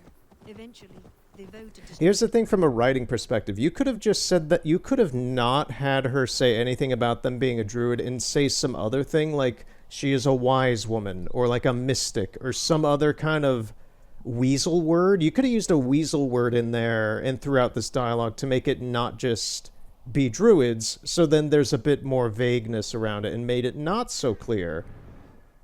It turned to mayhem and murder. That would have been better writing, in my opinion. Among the villagers. What of Deirdre and druids like her? True druids oppose the Danu, but they are scattered and disorganized. That is why I am so determined to help Flan. No, they seem to just be playing everything straight here, just straight out like, these are the druids, these are what they believe in, ba ba ba, give your full textbook explanation. It's just like, oh, well, they're the antagonists of this DLC, so you get to learn about them, but that also just lets you know, like, oh, the card has been played. Deirdre is a druid I have known for years. We learned together. You were once a druid. I was. I'm sure you were. Pagans and druids isolated in forests through all Ireland. Yeah, I'm now just curious where this is gonna go. This way, across the river.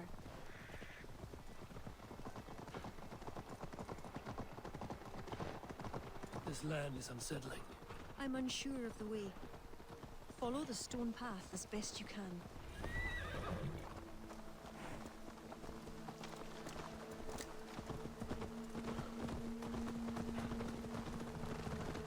I mean, I'm gonna try to not do that. We're just gonna follow the stones. Kira! Wolves! Yeah, just run away from them. We're on horses.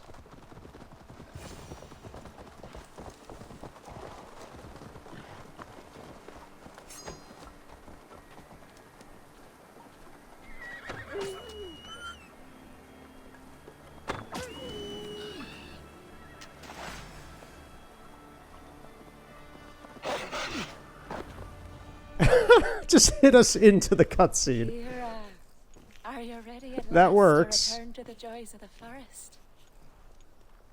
Deirdre, this is my friend Eivor. I'm sorry to say we've come for help. Fair me. I hoped the auguries were mistaken. Children of Danu, Yes. Flan's army is spitting blood. you know what is needed. I'd hoped you'd find another way. What is this about? The children of Danu make the poison, but they also... You know what this is kind of reminding me of? Scooby-Doo on Zombie Island. The whole setup of these women who are kind of like mystics and weird and reviving the dead and all that, trapping these people who don't know what's going on, and playing on what they actually practice and stuff. That's the kind of thing that I'm getting out of this right now. hold the key to its cure. Amber, made from the sap of an ancient tree sacred to them. Each child of Danu carries a shard of this amber. Once steeped in its owner's blood, the power that is held deep within the amber is set free. This is a somber request. How will I find one of these dark druids? A friend of ours tried to discover the identities that Danu have taken.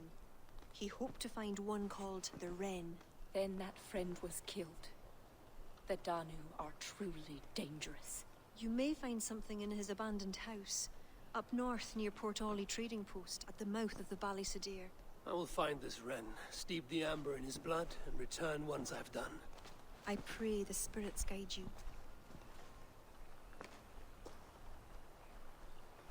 What do I know?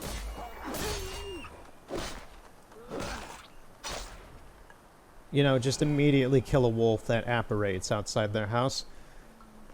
Yeah, as long as they don't turn into like werecats like in Scooby-Doo Zombie Island, I think we'll be fine.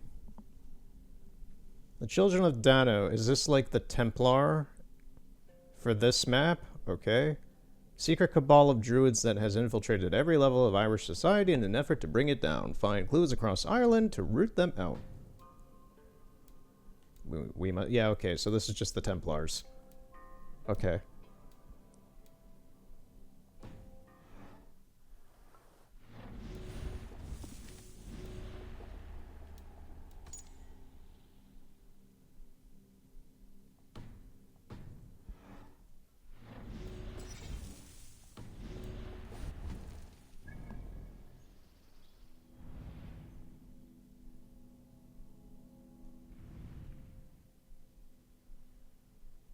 So it's going to be where?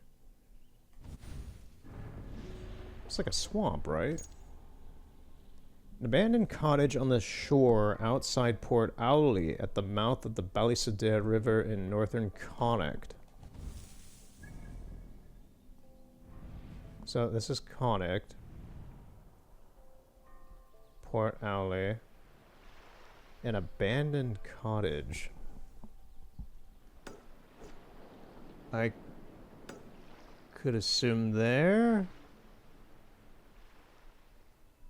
This is Ulster, so yeah, we're at the mouth of the Ballysadare. So this is the Ballysadare.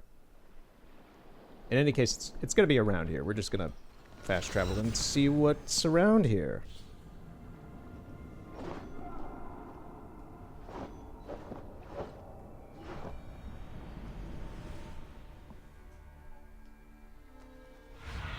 Alright, we're going to use this to take a look.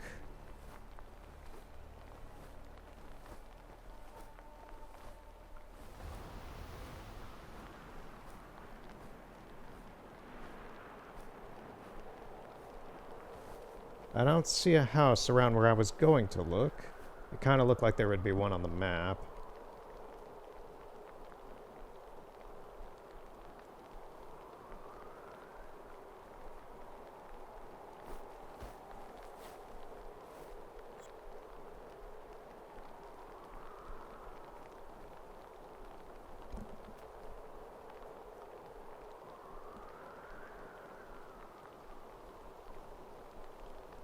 It could just be the house that's right below the port there.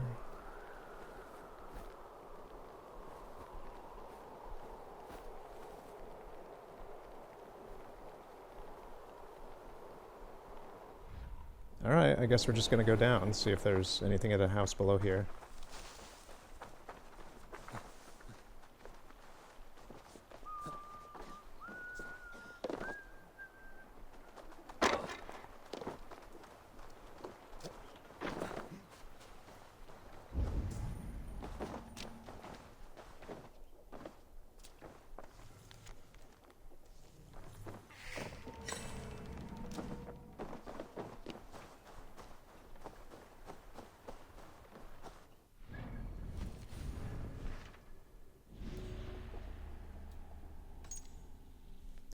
Investigate the ritual stone located on a small island in Laugareg, found near Rathcorgan.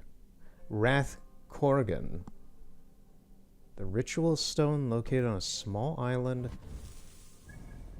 in Laugareg. La Tom? La Mask? La Gareg. That's Gara, not Gareg.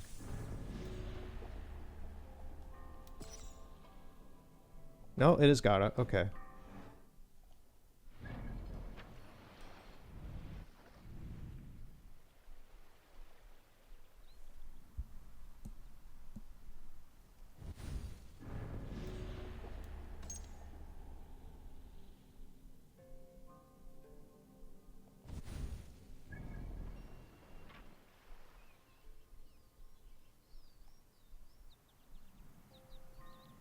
Okay, I mean, we kind of just have to go here and see whether or not there's anything interesting there.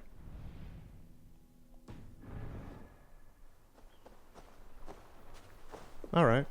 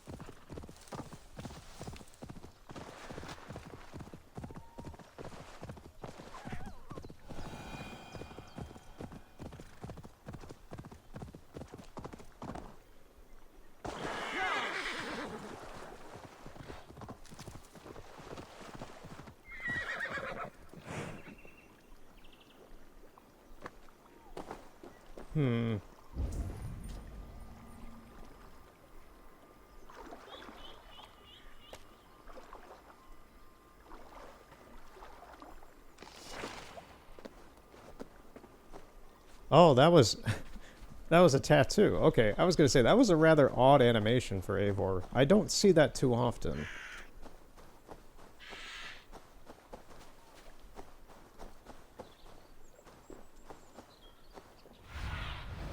What do you see? There's a stone.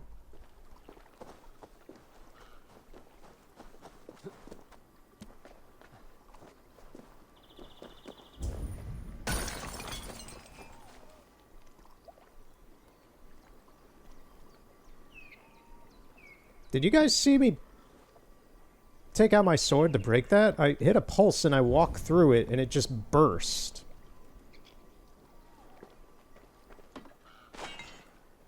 Okay. Freak stones. I can't recall ever seeing that happen before. That has never happened before. Oh, yeah, clue.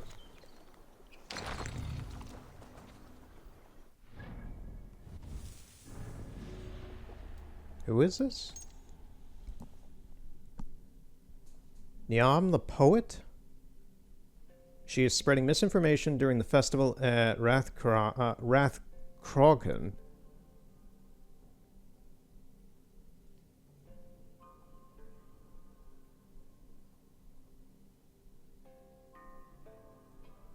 Okay.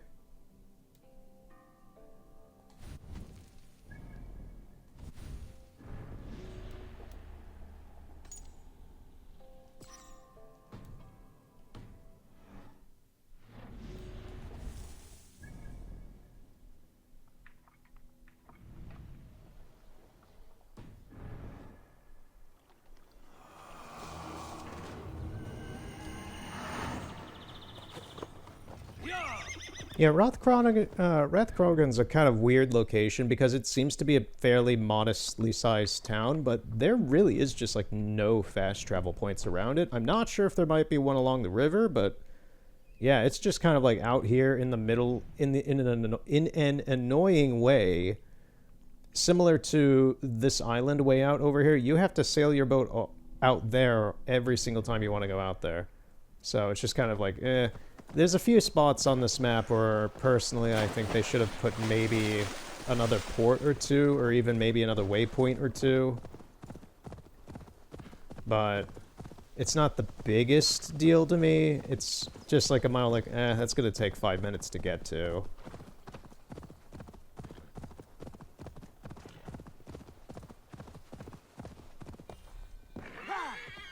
That's me being very nitpicky. Not like the stuff I talked about earlier. This is me just being like hyper nitpicky about stuff.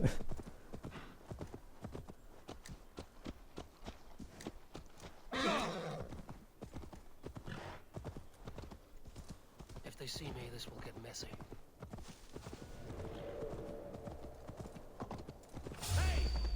They see you. That's also kind of a mild annoyance. It's just like, even if Eivor puts his cloak up, they're still gonna see him anyway. It doesn't change anything. So why have that be a function?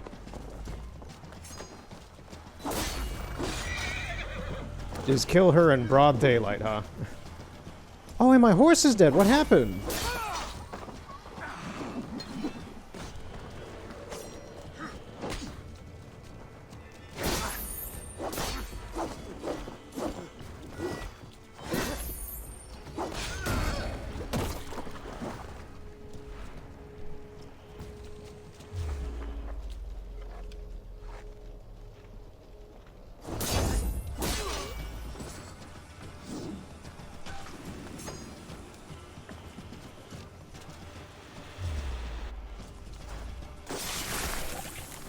Wrap this up. Alright. Okay, so we don't get any Templar-esque story events about, like, why they did what they did. That's kind of a shame and a missed opportunity.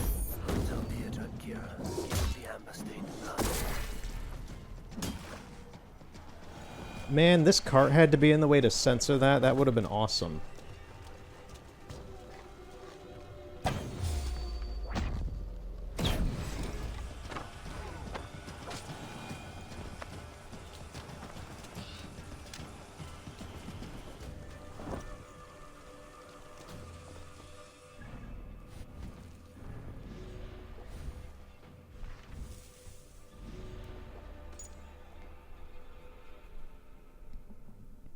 Investigate the druidic ritual site on the hill midway between Laurea and Lautom.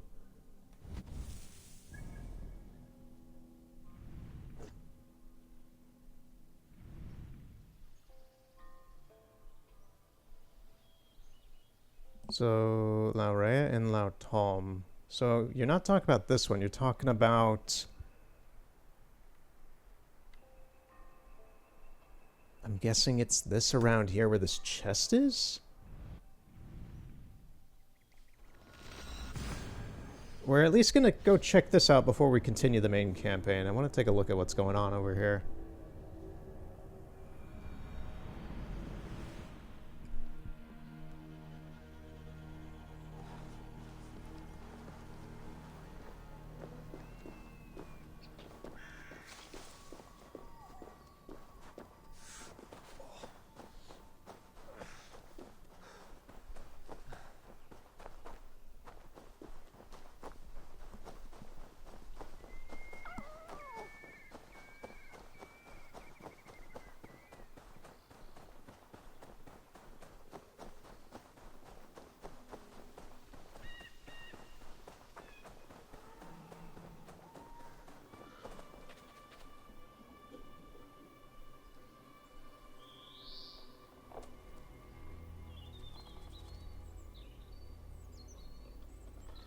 Very interesting.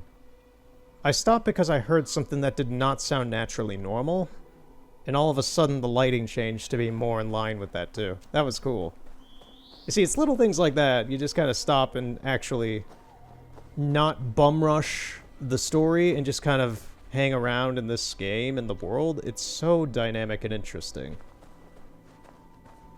It's the little things. It's those little things that make this world feel so alive and detailed. Okay, so we have a site here. Here we are. What do we got?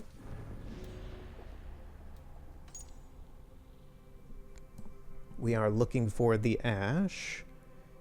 Investigate Kiltober down the rocky summit southeast of Rathkrogan. I'm gonna mess up saying Rathkrogan every single time. Kiltober? Oh, that's where the fast travel spot is.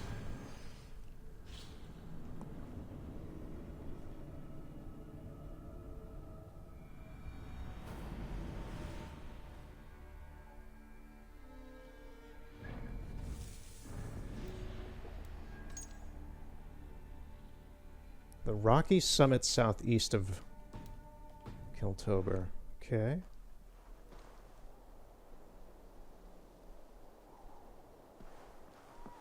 Is it just up here then?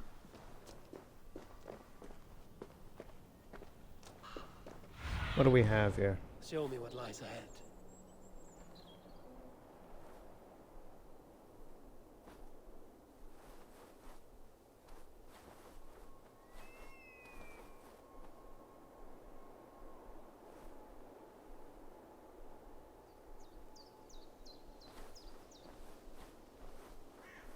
Oh, there are guys down here. Huh.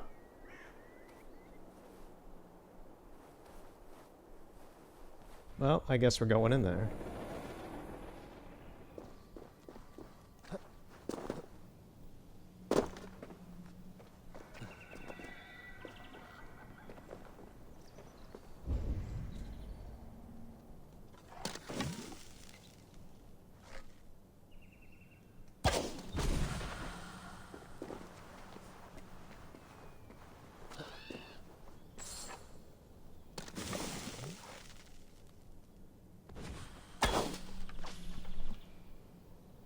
That was a good hit.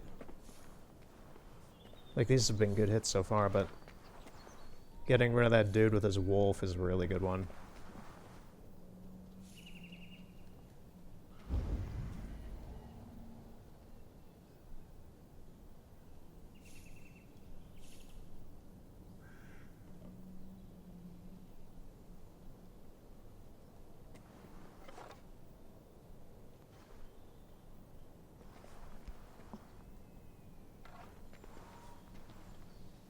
And then letting the other ones just take the bait, killing themselves.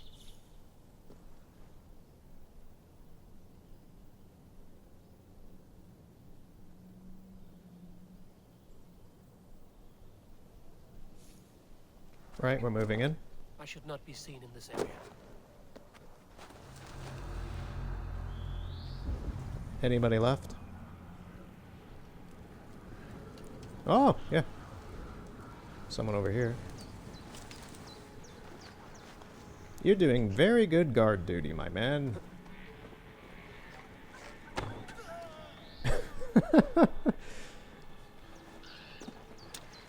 You get a promotion!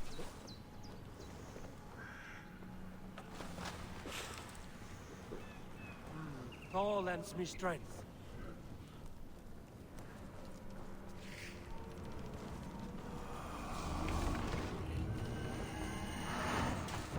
Okay, so we got another cult member identified.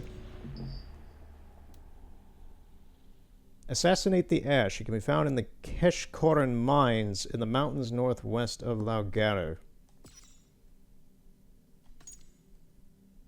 Oh, look at this dude's mask.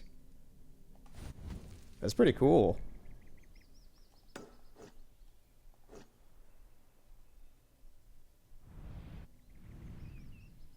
That's funny. We went here for the first thing and he was right next door.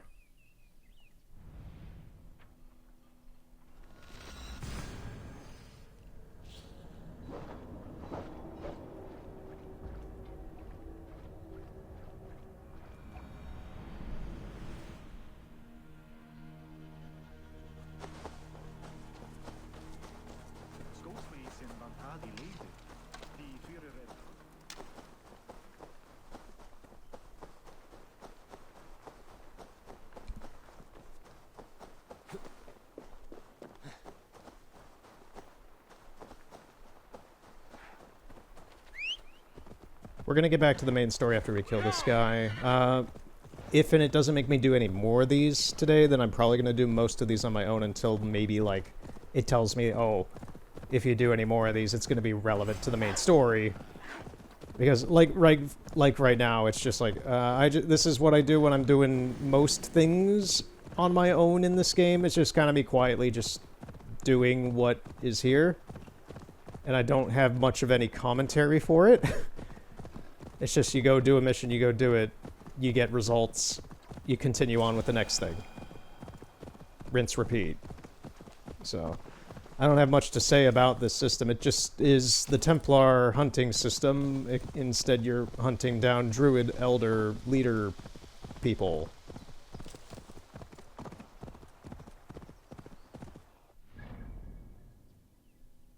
Oh, I was chasing the main campaign. Whoops! Yeah, we need to... Because for some reason this marker doesn't actually seem to pop up on the mini-map up there. Right, so we gotta go back this way. There we are.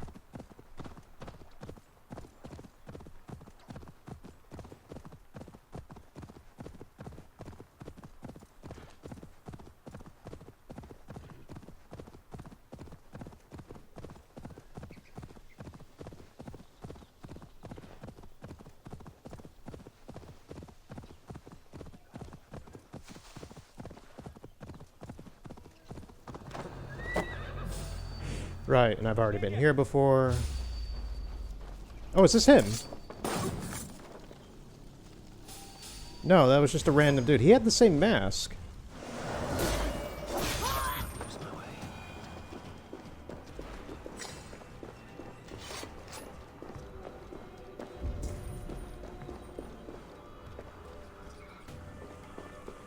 This might be easier as well because I have already been here once before, so things like locked doors aren't really going to be a thing.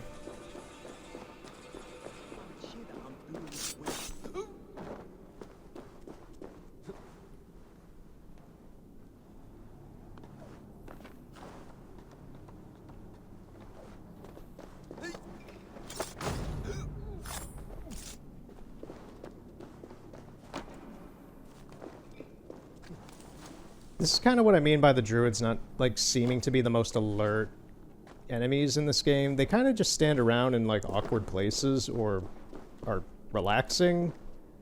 So you just kind of walk up to them and take them out.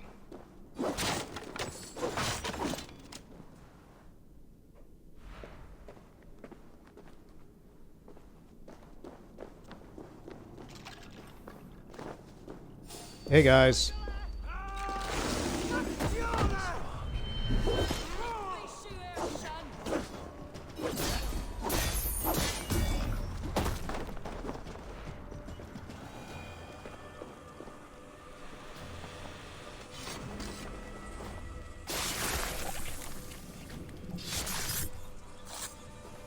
Darkness could not hide you.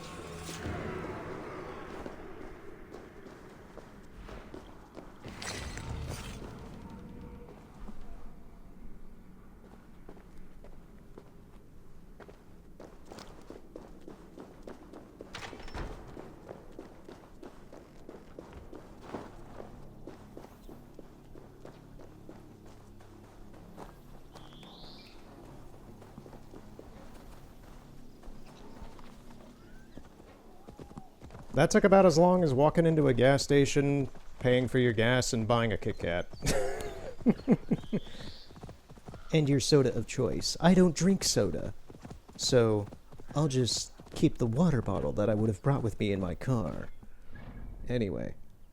Yeah, so that's done. Now we just have to go back here, I guess. Okay. No. I didn't just kill your leader, it's fine!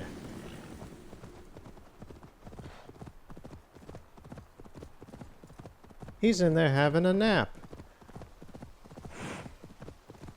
He took too many mushrooms. He tried experimenting with the new formula, and it didn't go well.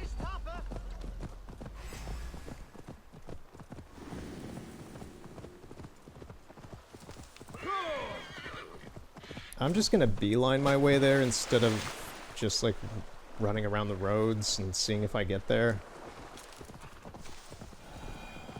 Beelining for anything in this game tends to work out a lot better than trying to follow the designated paths.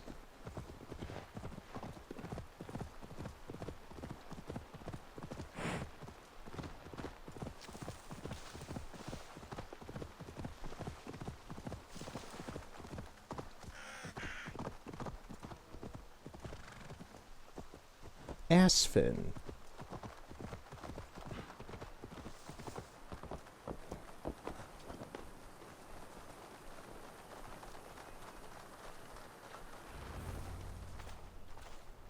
Eivor, I worried you'd come to harm.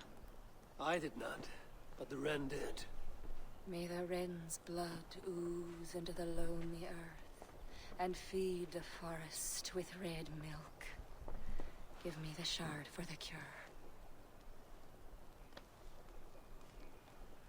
You like crystals, miss?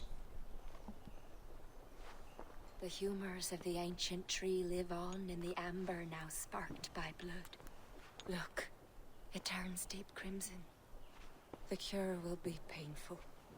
The soldiers will writhe and plead to be killed as a mercy.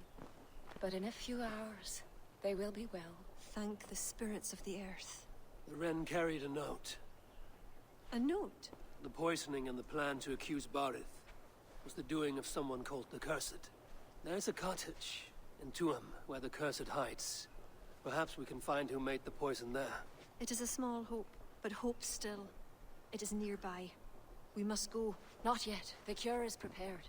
You must deliver it as quickly as you can. I will look for this mysterious Cursed. You take the cure to Cashalor. 3 or 4 drops on each soldier. No more. Thank you, good friend. Goodbye. Eivor, I'll meet you under the tree outside Tuam, heading south. The Cursed will be your second child of Danu, Eivor. There are others. Were you to bring me all their shards, I could mix you a potion that would give you the force of the blazing sun. I will fell this one. Then I will think on the others. So you're telling me you can give me steroids? Before you go, there is a darkness rolling toward Kira. Please watch over her. Okay, she might already be the darkness. She might be the cursed. We don't know, He-Man, but I do. Right. So, what is actually next in the main quest? Into the fog. Eivor's on the path of the cursed, a member of the children of Dana who plotted poisoning. Okay, so... Okay, I see.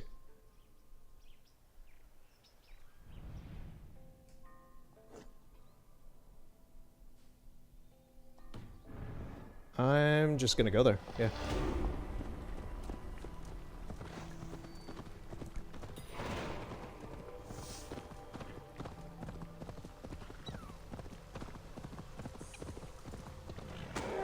Oh no, I hit a deer.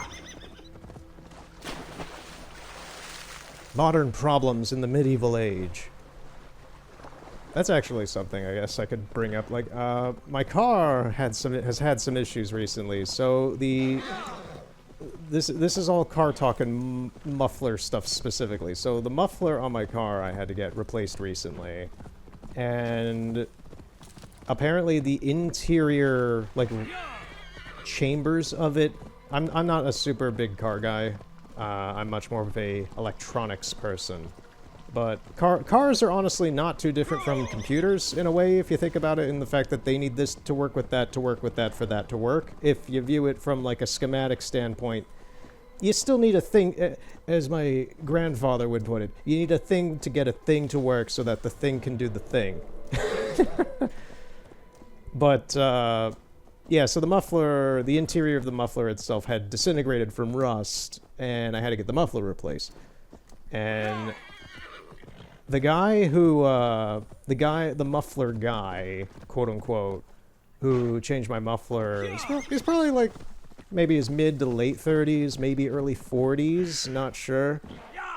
He looked a little bit older than me, but I understand this because many people assume that I physically and personality-wise, you know, come off as someone who's like in their early 20s or something like that. I'm in my late 20s at the moment, nearing my 30s. And he said he reached the newest low in terms of like reaching for an age that I've ever heard before. When I paid for and signed the paperwork for like my muffler being fixed and all that and such after he'd done the work, he was like, "Now you can go back to your what? Oh god, what did he say again? Do I have my phone with me? No, I don't. It's in another room. Anyway, I was like, I wrote it down because I was like, what the heck? He was like, now you can sneak out again and go back to your summer teenage parties. Like, he's assuming I'm like 16 or 17 or something or whatever, still in high school. And I'm on summer break, and I've had this loud ass car that can't, you know, like sneak out of the house and have fun without parental supervision. And for me, it's just like, for me, that's very good flattery. But at the same time, I'm just like, oh, right. Sir, I'm probably like 7 years younger than you or something like that. That's always flattery and fun and just like, oh, yeah, I don't even use any makeup. Great. At least I know that when I'm like 50 or something, I'll still look nice. But yeah, stuff like that's always just really funny to me because I often get mistaken for a girl sometimes, or like someone who's like 20 or like 19 or something. And I'm like, no, I'm almost 30, my man. I'm sorry.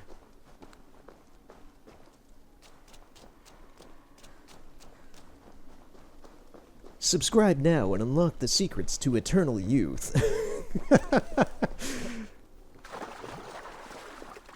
My only advice for that stuff is don't eat garbage, don't ever smoke, don't drink alcohol, and don't do illicit drugs, and you'll be fine.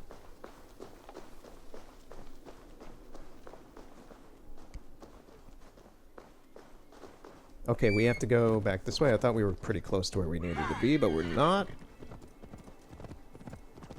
It's out this way? Okay. Yeah, especially in the moment when he said that, I was like, I personally just was just going along with it, you know, but it's just like I don't know how to respond to that.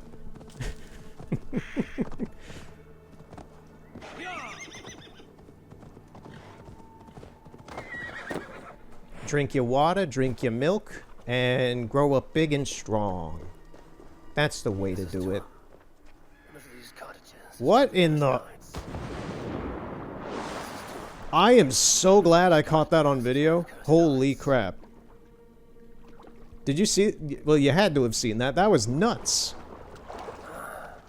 Where does this lead? What's convenient about it is we're still moving forward. That was a crazy, crazy leap of faith. Weird, like, animation glitch, I would borderline say. I don't know if I'd call that a glitch, because it worked as it's supposed to. It just happened at the wrong time, and it seems that designated pathing for leap of faiths is not interrupted by collision.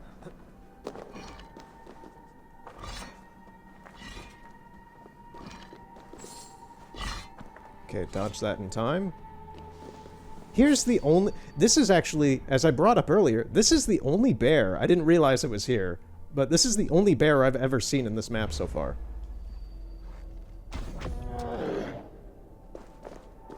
Loki's balls. I should be cautious around here.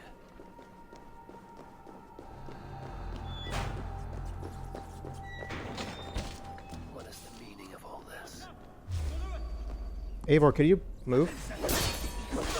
Once again, just a dude chilling on a chair, not caring about anything. One of your friends did notice. Yeah, I'm here, man. Stop standing there looking at me.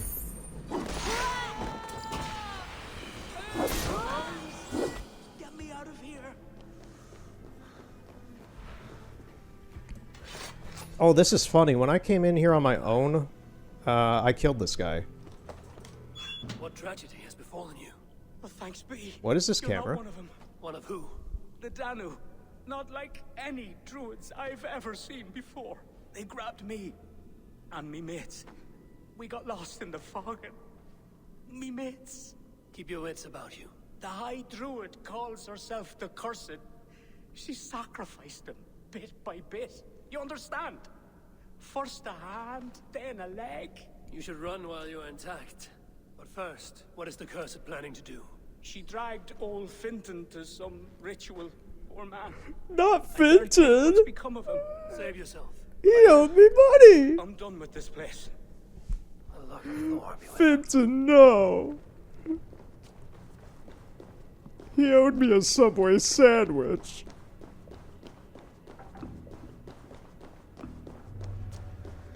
We're gonna get revenge for Finton. Don't make any question about that. Oh, whoa, we have stuff to do down here? Sorry, I was going off on my own. What you doing? Oh, they made a lovely stew!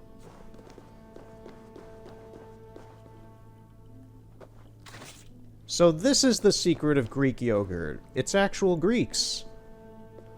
No, but... Okay, so we have this lovely human stew here.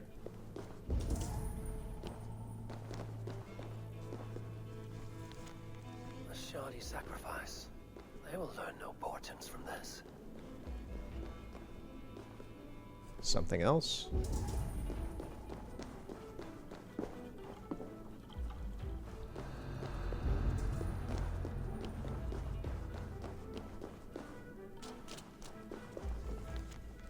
Puka.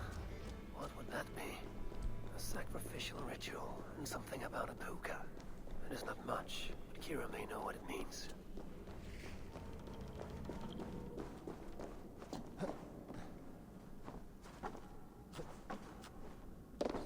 Hey, Eivor, can you climb up like you're supposed to? Thank you. Can you climb up like you're supposed to? Thank you. Jeez.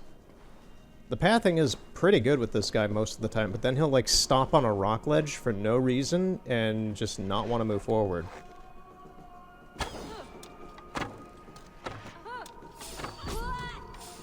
It took like 4 arrow shots for that person to notice me.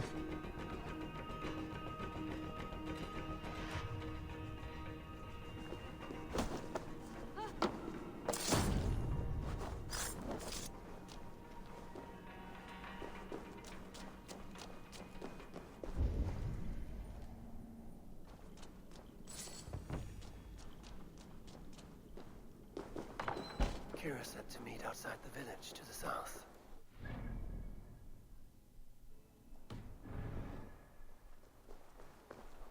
Southwest entrance to Tome. Okay, so she's just pretty much directly in front of us, it seems. Won't be gentle if they spot me. Who cares? We've already killed tons of their people, Eivor.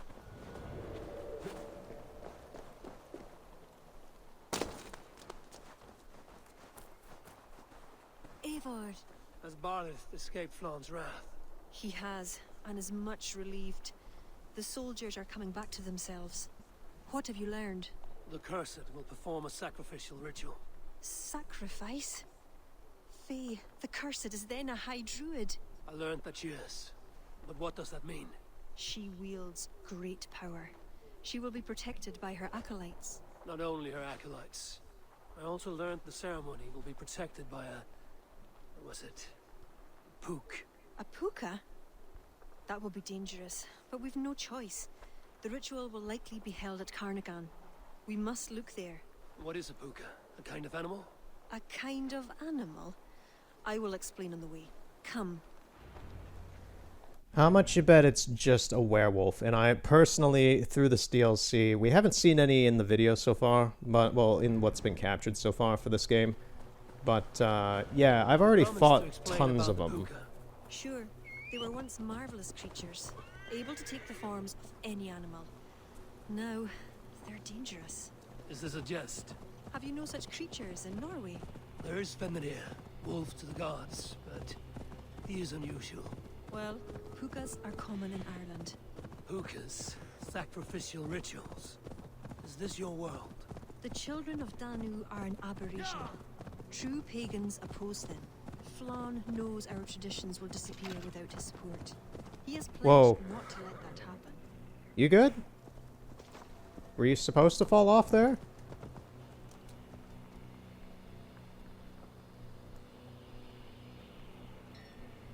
What you looking for?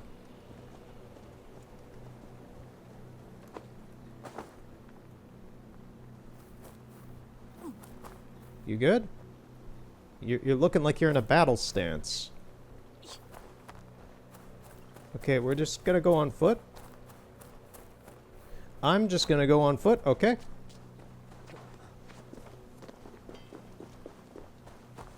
Careful now. Pukas are quick. Okay, now you want to follow me, okay. You do you. You can run off, you can fuck off, do whatever you want. We're here on a mission, ma'am.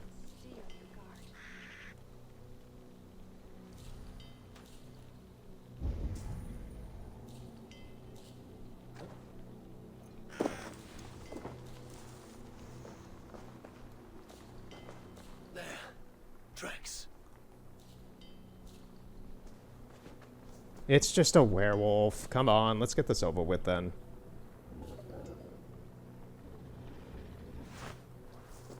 The puka! Follow it! Oh no, it's not. It's some weird looking moose.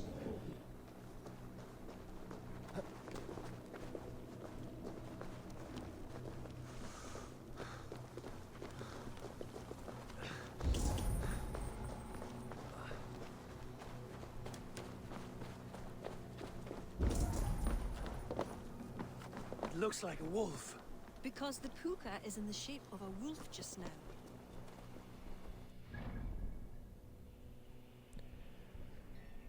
I don't think anyone has really ever talked down to Eivor before, but holy shit. It looked like a wolf because it looks like a wolf right now. Whoa. I don't think anyone's been that bold enough to just say, like, not talk smack, but just, like, throw it back at Eivor, just be like, yeah, dipshit, it looks like that because it looks like that.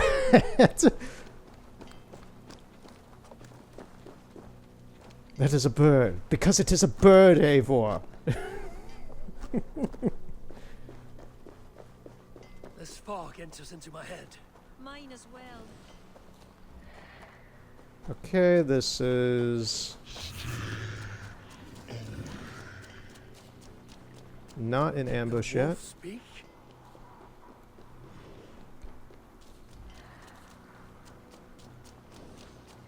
Can we have the werewolf fight already?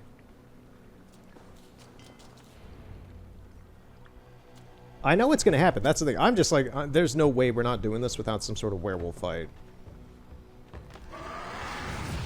Well, here we are. Man, they really wanted this thing to look like something out of The Witcher 3.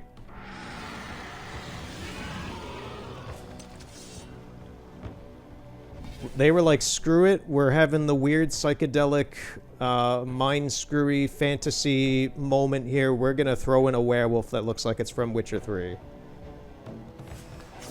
Which, good on them, it looks good.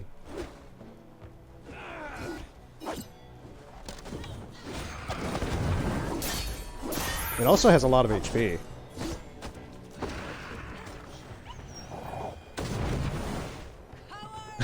I like how the delayed explosion still happened on it.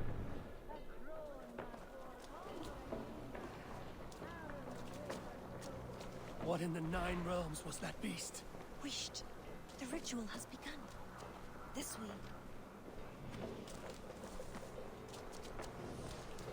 Am I following? You're not going. Is your AI broken?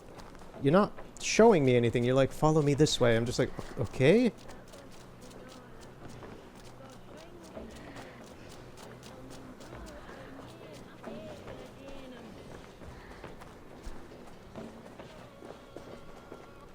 Oh, hey, you're just hanging out.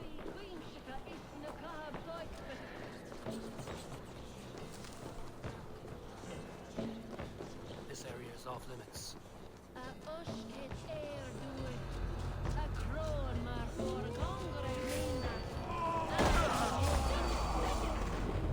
Who dares defile this sacred spot? Once again, to me, this is funny because I've already been here and fought all of these characters before. Not specifically like the Puka or the Cursed or anything, but there were druids here earlier on their own.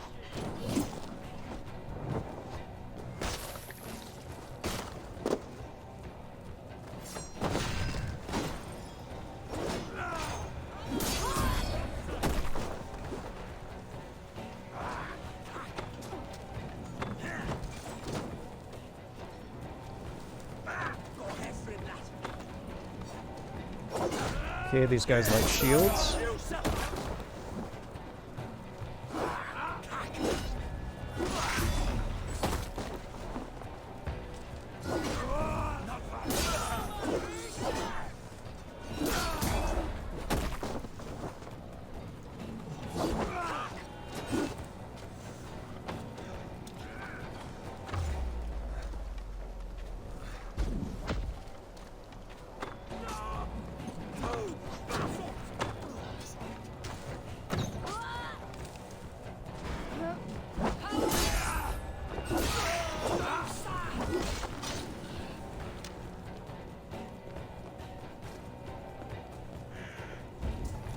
Who is still here?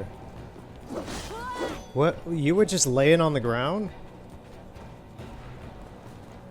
There's some that seem to be kind of stuck out of the arena?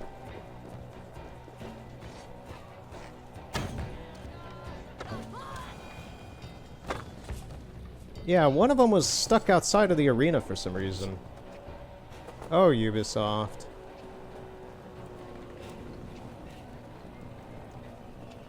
You. Yeah. Oh, that was amazing. I curse you with all the powers of the moon. Your curses mean nothing. You drew back when we most needed your awful might. And now... The cursed is dead. She accused you of betraying the children of Danu. I was once one of them. How can this be? Deirdre warned me against them, but back then it seemed the only hope. You knew these people. Why did you not direct me to the Red? They only wanted to use me. Distrustful and secretive. We I never had knew to their expand the names or runtime anything of this about them. story, Eivor. A glen of great beauty lies on our road. Find me when you're ready, and I'll confess my errors there.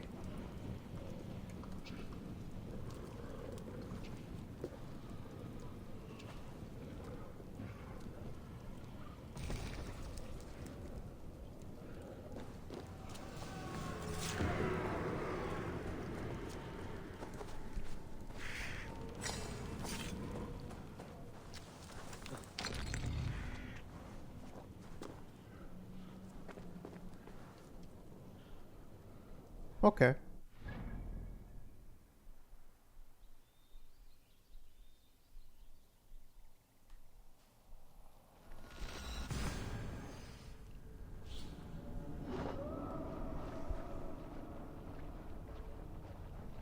Yeah, so far this has been fine. Weirdly enough, I'm not, like, I'm enjoying this, the whole hunting the druids thing as part of the main story, but I actually kind of like the weird interpolitics with Dublin a little bit more.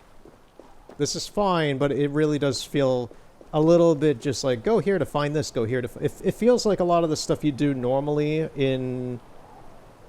normally that is not part of the main story to, like, progress things on that angle, like the whole trade system and all that. It feels just kind of fetch questy a bit, which I understand very well that most of the middle game quests for, like, Shropshire and a few of the other ones get kind of like that, because they're... And I talked about that while I played through them last year, just kind of... Some of them feel like stronger-ish chapters and sectors of the map than others. Maybe they didn't have a whole lot of ideas for some stuff, but, like, this feels fine because they're replacing the Templars with this druid stuff, which is virtually the same in terms of what you're supposed to do with it and how it's presented.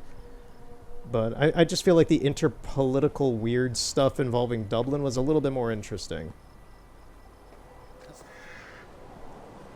I'd give this an 8 out of 10 so far.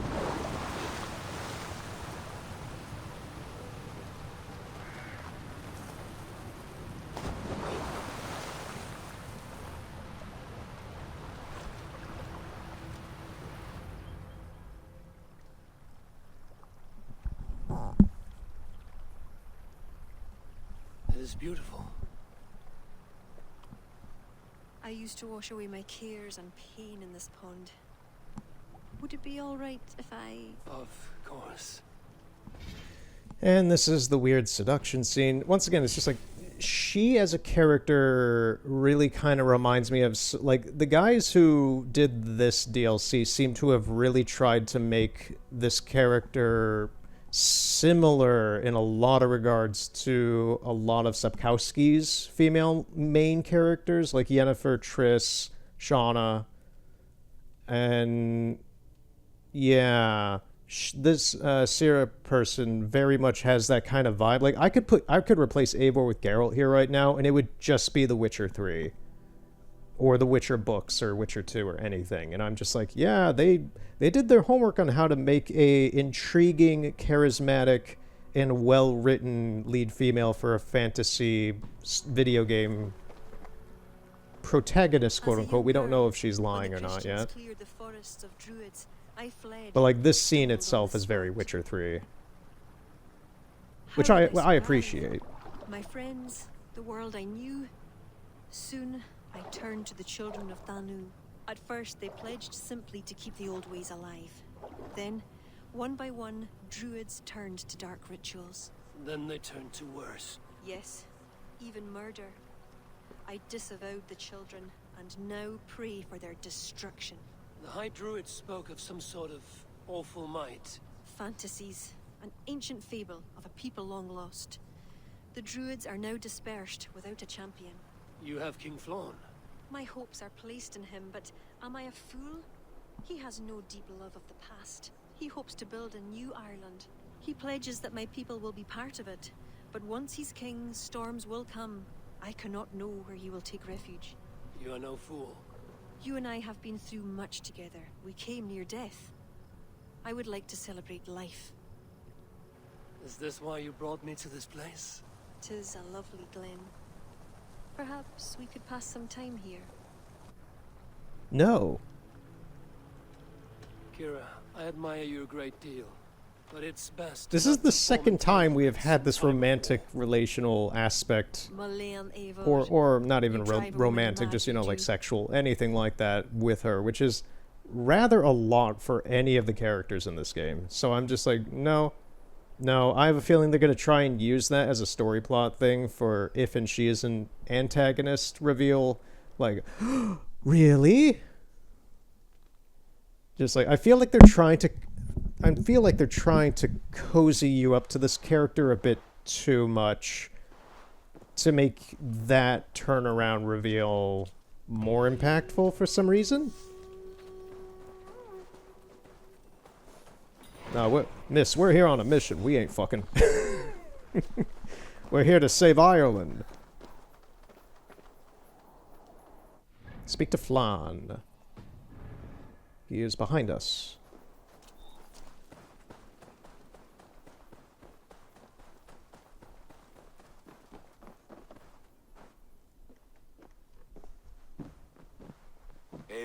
Look, if anyone who's seen the playthrough so far, we're not fucking any characters unless it's funny. Unless it's something that's just like very out of pocket, random, or like, oh, this would be a really funny situation. That's even why Ranvi ended up being like our partner in like the game and so in the main story. It's just like, that's just really funny, cucking your stepbrother. You and Kira to thank for curing it's so insane. It is utterly insane. Not all druids are your enemies, Lord. It is the children of Danu who attacked you. Kira has told me of this druid cult. They are no great threat if they must strike from the shadows. Perhaps they only sought to sow doubt among their enemies, and the friends of their enemies. I regret my earlier distrust, but I've seen too much Irish blood spilt by Danes to give trust easily. I know what it is to be bloodbound, Lord. It burns so bright it can blind to all else. So, King, if Allah is the prize, how do you mean to take it? The ring fort there is the strongest in all the lands. Yet the kings of Alach dwell outside its protection, foolishly leaving themselves vulnerable. Still, that's a long march over uncertain soil. Your army will be exposed to forces unknown. Abaddon has offered land at Claher, where our army will make camp. From there, we move on to Alach. This just arrived. The kings of Alach want to talk peace. They surrender before you touch their soil? I know those who would die for such a reputation. I don't like it. The wording is vague. Asking much and promising little. What's the harm in hearing them out? If we start with the sword, we have nowhere else to go. They know me, they'll listen. You would speak for me. If you would honor me with your trust. Do you have an opinion, Eivor? Or will you simply side with your cousin? I like the third option. Don't ask me. I'm curious what that would give, but... So politics, no politics. I'm gonna say he's wrong. Diplomacy can't achieve what a single blade could. There's no shame in weakening your enemy for... My reason for doing that is I feel like if and we side with Barid, we're gonna be thrown on another, like, 2 missions something side quest that has no benefit to the actual plot, possibly. That's even if our decision even makes any, like, matter of anything. But, yeah, I just feel like if in, like, we'll be like, oh, go with Barid to the place, meet with them, talk with them. It'll just be a lot of, not that the story's bad, but I feel like it would really just drag stuff out. And then in the end, we're still going to have to go to war with them anyway. I could have used your support, cousin. I'm sorry, dude. Even if I could consider what I think you're proposing, such a deed would cast the stain of dishonor on my reign. My life has been one of warfare, plots and intrigue. I have never known the trust of a brother, and do not give mine over easily. Bareth McEvor, King of Dublin. It didn't even matter anyway. I was gonna say, once that cutscene with him leaning over the table, I'm like, okay, the decision didn't matter anyway. Hereby authorize you to speak for me. Yeah, so we're still gonna go on the mission to go talk with them anyway. Ireland and all of her people. I will honor the faith you have placed in me, my king. Do I have your blessing to I'm trying to outsmart the plot, but the plot is like, no, this is the storybook, read it. But you'll not be going with Barrett. I need you elsewhere. Tell me where. You must build up some goodwill among the northern Enail, as you've done for other kingdoms. Kira will provide the details at the pigeon coops. I will earn you their favor, Lord, for the trust you've shown my cousin.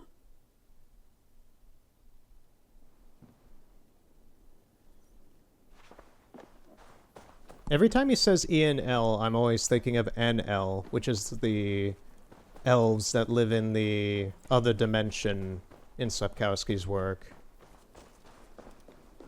The A and Shade are the ones who live in the world of The Witcher itself. Like the dimension Geralt in all the books generally take place in and all that. They're the A and Shade. They're the ones who were thrown there through a convergence that happened way before the humans arrived. Then they kind of lived together with the dwarves and the gnomes and built their civilizations, and the humans came and ruined all of that. The NL are the ones who stayed behind in like their own dimension that you visit with Avalok in between space and time, time and space. Whatever that mission's called, I always get it mixed up.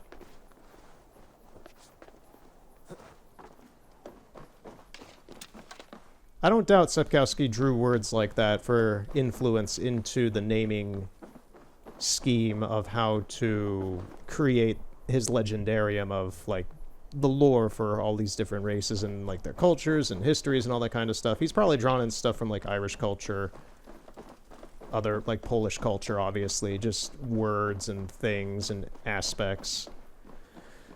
Tolkien did the same thing, and I'm pretty sure George R.R. Martin's done the same with Game of Thrones, but I've never really cared for Game of Thrones.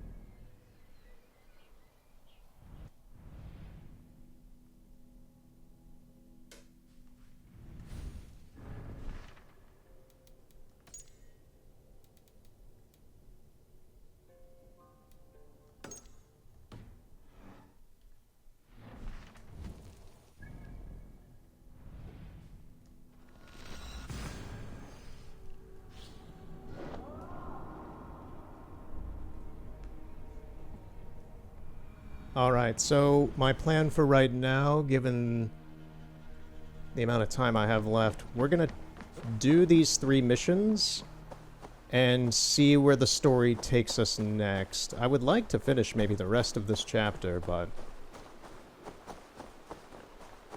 I'm not sure. We'll see where we go. I do want to do these 3 missions and see what the reaction to that is in the story plot.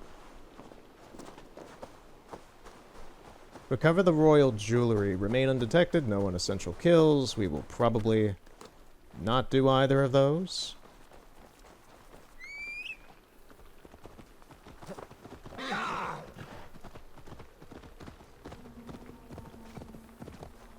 Oh, it's another monastery that I've already taken over. Right, this will be easy. Yeah, we're just gonna go in as Rambo.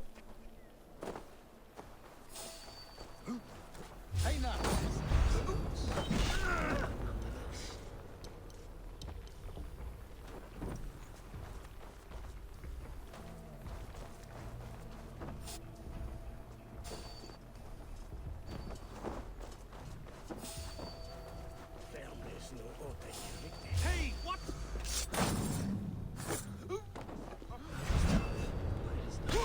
Ooh, he turned his head just right enough. Right in the middle, man.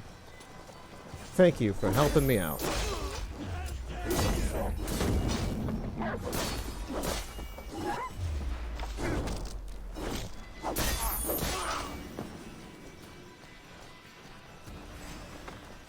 Oh, we're done here. Okay.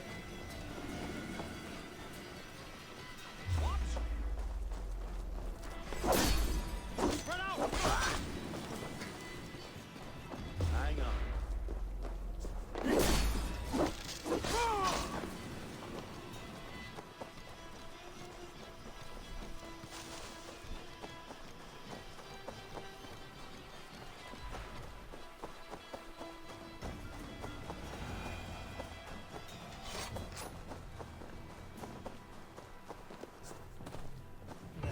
That should garner some support.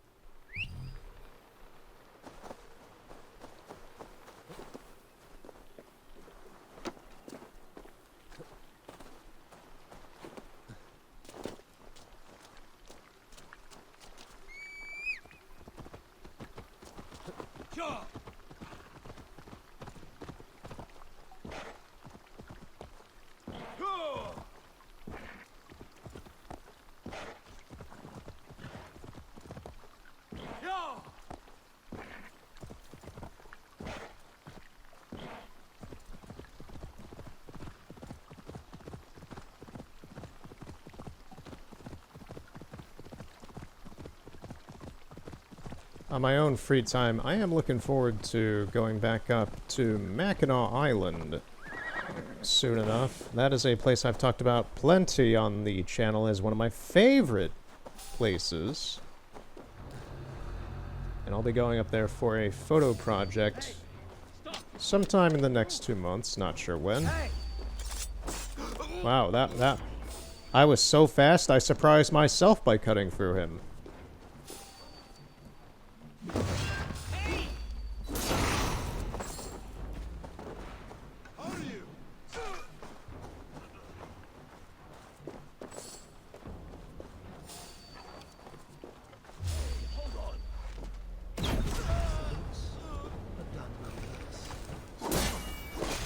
I think this is what I mean by the NPCs in this area are kind of dumb, more so than normal. That guy was looking right at me, and I walked past him and into him, and he didn't want to fight. They're normally not like that, so it's just kind of weird. Where's the last one? Oh, up there. It's always just a little weird when you have these enemies that you walk into literally, and they don't seem to be fazed by you. All that's left is to leave.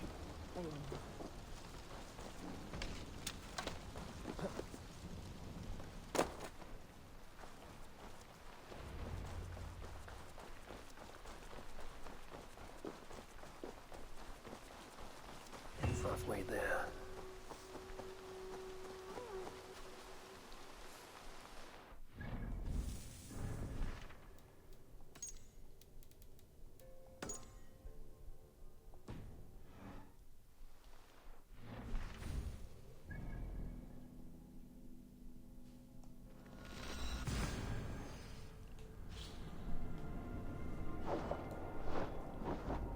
But yeah, after this, I will probably see about getting rid of the rest of the druids on my own for that section, because that's the thing. Taking out all of the Templars was not very... Weirdly enough, it actually kind of wasn't super important for the story itself, like the main story in the game. It was more of a side objective that needed to be done to a certain extent, but I don't remember the whole thing needing to be done for the main story to complete. I'm assuming that's the same here, where it's like the druids are here. If you take them all out, that's good, because that does benefit the overall end game of the story, but I feel like it's just gonna give some extra anecdotal side things about some of the characters, maybe. I'm not sure. I don't know. So I'm gonna do some of it on my own. We'll see how far that goes.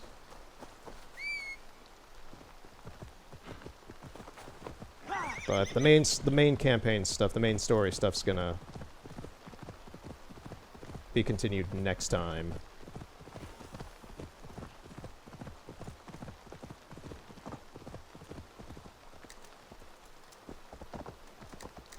Is it the island? I've already been there before as well.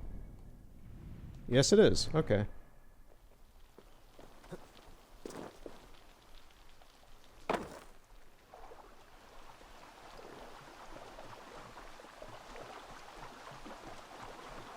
The guards here are vigilant. Dune Fort.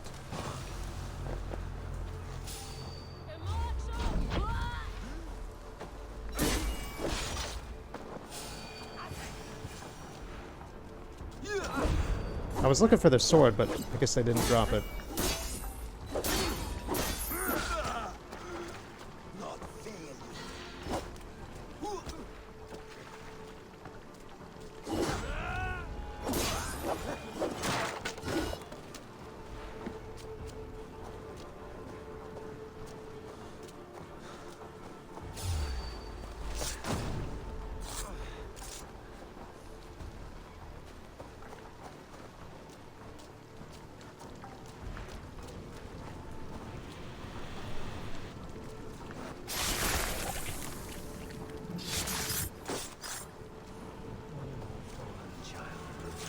Oh my god, that was one of the wait, which one was that? Speaking of taking out the other... It's this one! Speaking of taking out the other druids in this chart... Wow, okay. Sure, I'm fine with that. What a small world.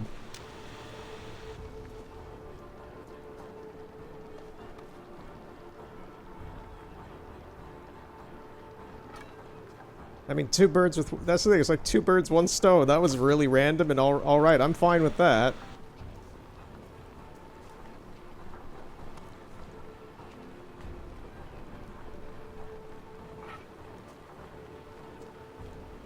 I must leave this place.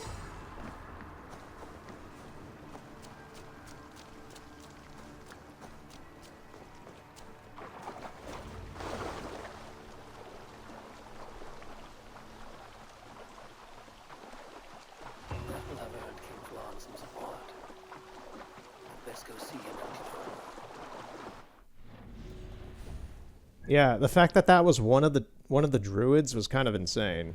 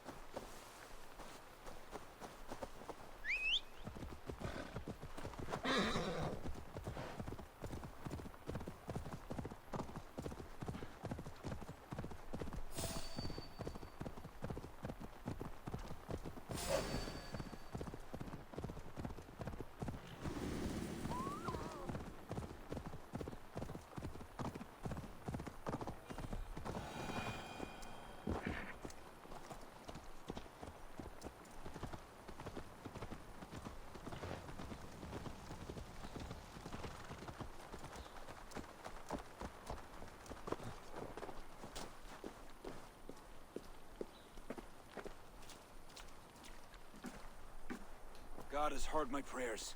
You flatter me, Lord. But what's wrong? Where's Barith? He's not returned.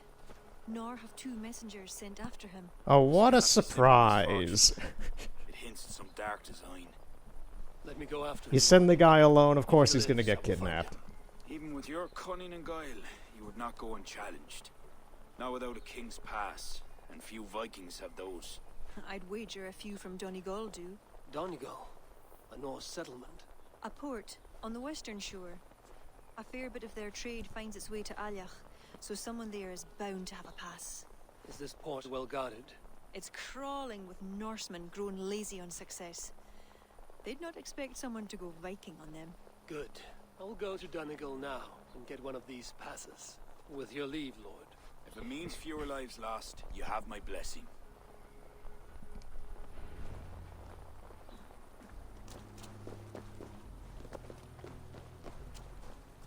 I do find it funny what they did with Donegal in this, because I watch, well, not watch, but like I read a lot of BBC's news, and you'll constantly just see reports from the Irish side of BBC being like, mother and child killed in car crash in Donegal, drug rates up in Donegal, just like the most like, oh, society collapsing, people dying, cats and dogs living together stuff constantly being reported about Donegal. And they happen to just, the way that the BBC is kind of like embedded Donegal into my brain is just like, oh, so it's like Gary, Indiana or Detroit, where it's just like 10 people stabbed outside of bar in Donegal, things like that. It's just like, oh shit, this place sounds terrible. In this game, they made it a raidable monastery of sorts, where you don't want to be there and everybody in there wants to kill you. So I'm just like, oh, you sly motherfuckers, you made Donegal a place that is violent towards you. The same way the BBC kind of presents it as, which is funny to me. I was just like, no shit, they made it a raidable place where everyone there wants to hurt you. That was super on the nose, in my opinion, from Ubisoft. I was like, huh, if I walk into this place, I'm gonna die. That would be like if they made a modern Assassin's Creed with like a miniaturized US map where you could go around and such, and they made Detroit or Gary, Indiana, or a place like that be like an enemy settlement. It would just be like everybody there wants to kill you. That's how on the nose it was. I was like, huh, okay. That's just really funny to me.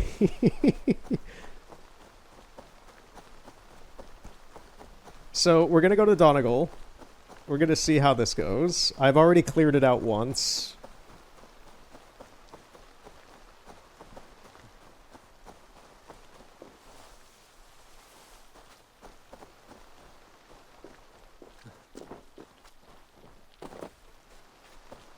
That's the thing. I walk around a lot for my art and photo projects and everything in between.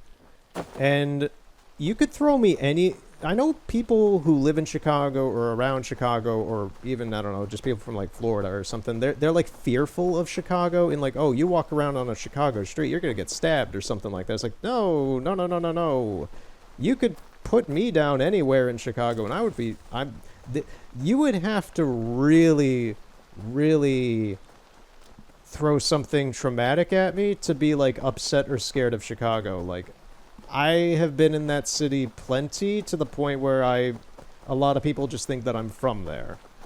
I've had people try to steal stuff from me. I've seen people... I've seen the worst of humanity in that city, and I still don't think it's a bad city in any regard. It's a pretty awesome city. You could throw me down anywhere in the metro area, either downtown or in the suburbs. Like, throw me in Evanston, throw me south side near like Stony Island or something like that. I will know where I am no matter what. Okay, yeah, so they have guys here again.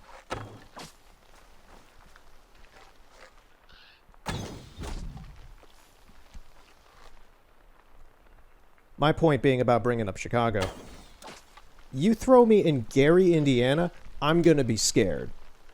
I'm going to be scared if I'm in Gary, Indiana. Have you seen Gary, Indiana? Look up pictures of Gary, Indiana. It looks like something from Fallout. It looks like RoboCop in the 80s. It looks like how they present Detroit in that series.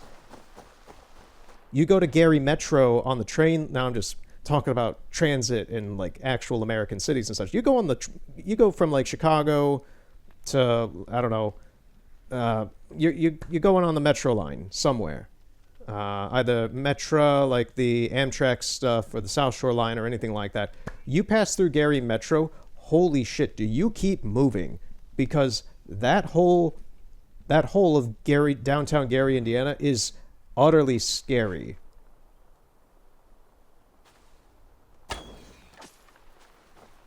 I have seen people get accosted and arrested at Gary Metro. That's just the train station alone. You do not want to walk around Gary, Indiana.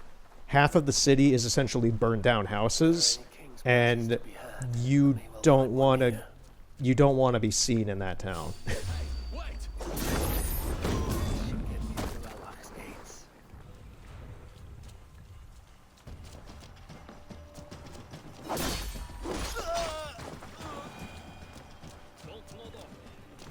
You throw me in the worst area of Chicago, I would feel infinitely safer.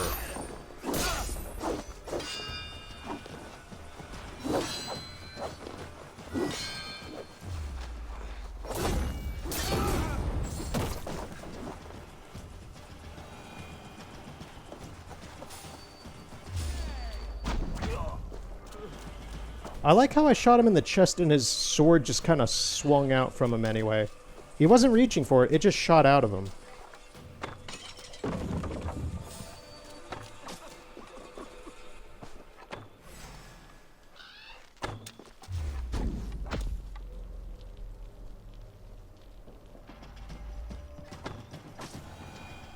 I don't know what happened with that arrow there, but it like swerved around like a bullet in Wanted.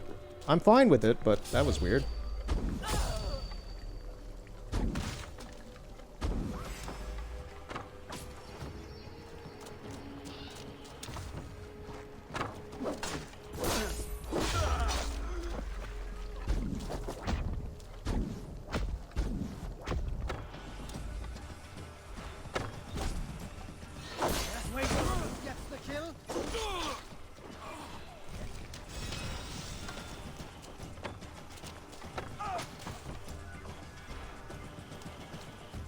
I'm not really focusing too hard on this fight. I'm just looking for anyone else who's around. Ooh, right in the head. Nice.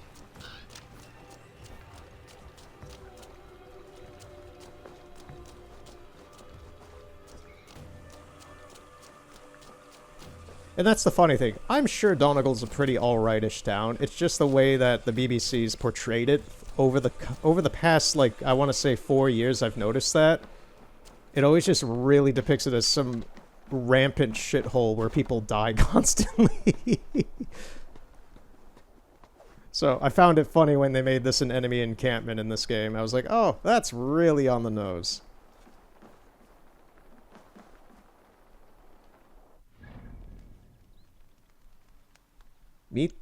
We're in Donegal. We were supposed to go to Donegal, were we not?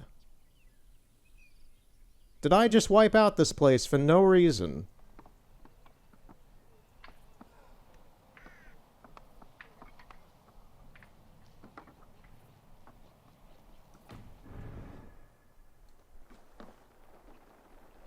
I think we did what we were supposed to do because there was like one guy here that had like a marker on him or whatever. I'm just gonna go to this next one and not question anything.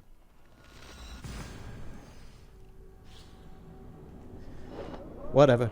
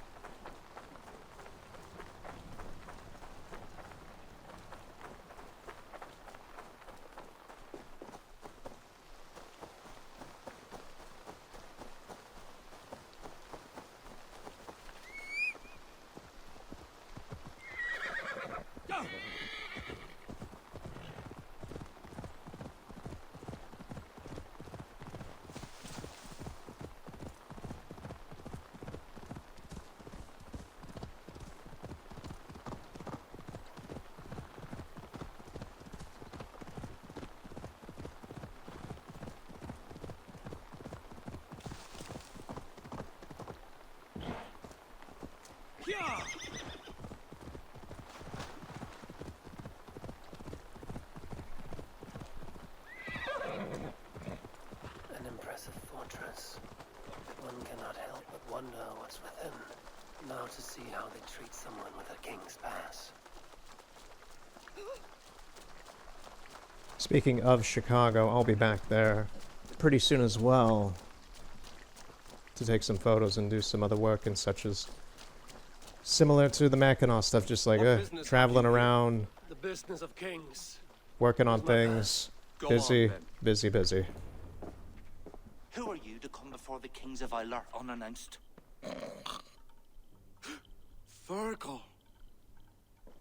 You're not Virgil. I don't know you. I am Sturm of Donegal. Who's Virgil? The King of Dublin speaks of a cousin who advised us for a time. A glorified goat herder who should have taken our advice. So, Sturm, what brings a Viking from Donegal here? You tell me. I came at your invitation. There's some mistake. I sent no such message. It wasn't me. It could have been you-know-who. But he hates Vikings. Forgive my brother's bluntness. We will get to the root of this, I assure you. Can I offer you a drink? Yes? More drink? I haven't seen the bottom of my cup since I got here. If I wasn't a trusting man, I'd say they're trying to keep me drunk. No drink for me. I'll return when you have finished your king's business. If it's not drink you're wanting, you should take a tour of the ring fort. It's renowned throughout the land. As we've told you several times, King Barda, the ring fort of Valhalla is not open to guests. In fact, you could even say that it's closed for a select few. Ah, so you're keeping prisoners there. Oh, have a drink, you two. Do you think I haven't taken a few hostages myself? I'll seek out a place to rest until you remember why I was summoned here. Of course. Of course. Your pass will grant you free run of this place. If you see Fergal, say hello for me. For the last time, Barrett, the ring fort is off limits. If I read Barrett right, freeing Fergal could be key to liberating Allah. And to do that, I need to get inside that fort. I mean, we could straight up just walk. Get me into that ring fort. I'll need to find another way. Yeah, we could just go up around here.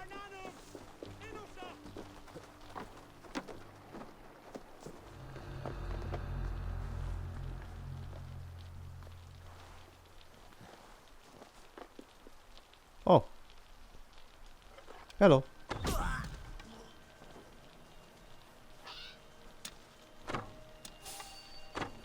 You saw nothing.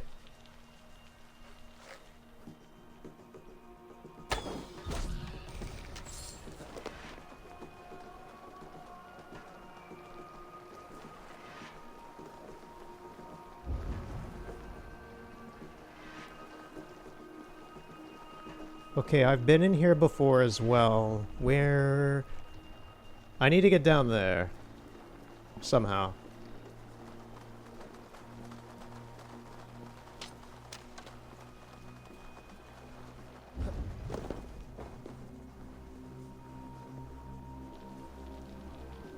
I need to get down there in that staircase.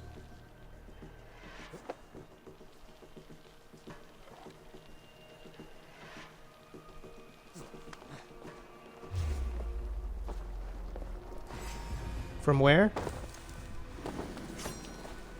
Hey, so slow. With me. Here, put an arrow in the dog.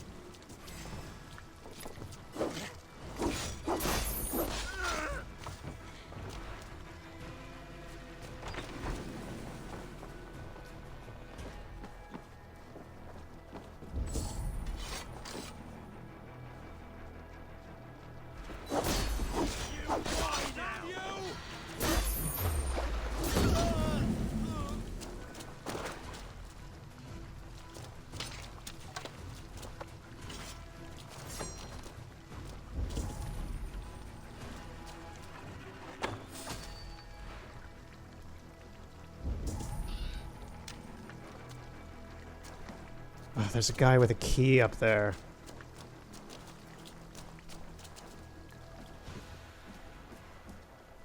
Well, looks like we're not doing this quietly. I was hoping we could Metal Gear this, but looks like we're not.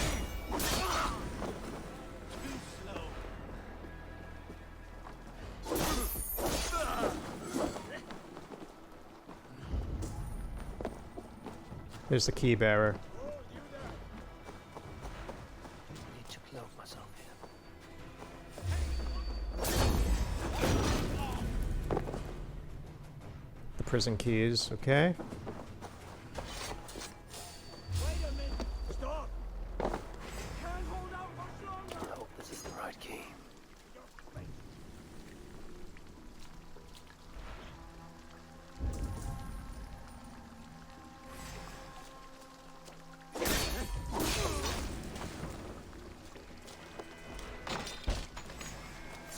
Hey, you're Eivor, right? You served King Barry. We were meant to check on the king and report back. The soldiers dropped us. Threw us in here. I'll let you out. Return to King Flan if you can. Blessings upon you, friend. Thank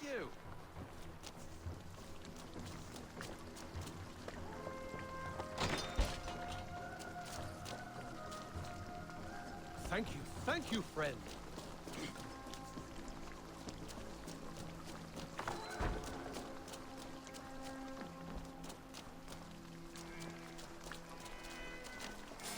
Oh, this whole place is full of prisoners. Okay. Is there someone here named Fergus? Duke, I am he. Who wants to know, Viking?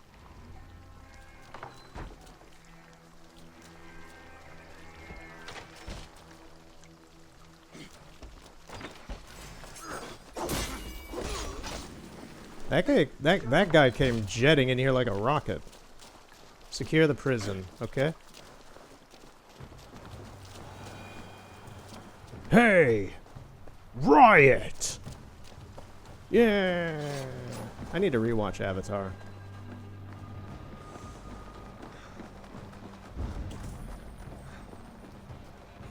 So, anybody left up top? Doesn't seem...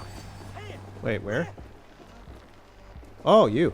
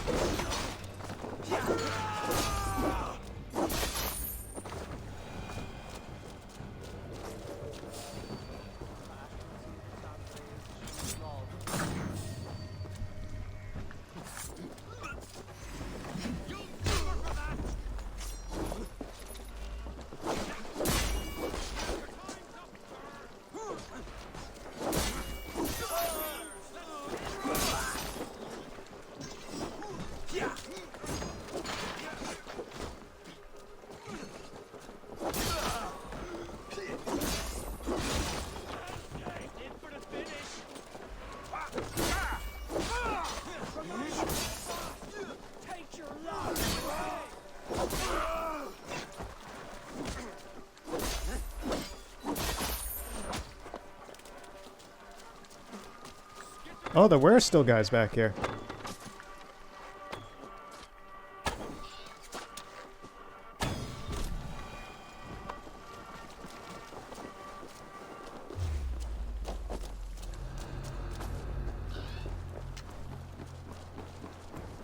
Oh, he's on the outs. Wait, is he inside? I think he's inside.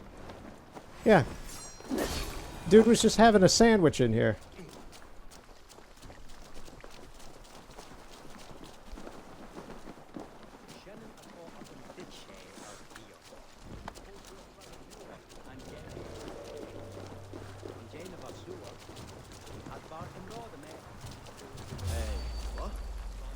Hey, what?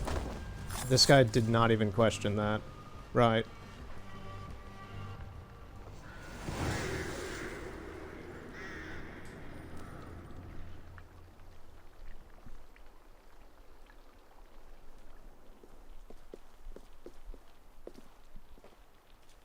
Well, I know what the thumbnail's gonna be. Just that very radiant image of Eivor there.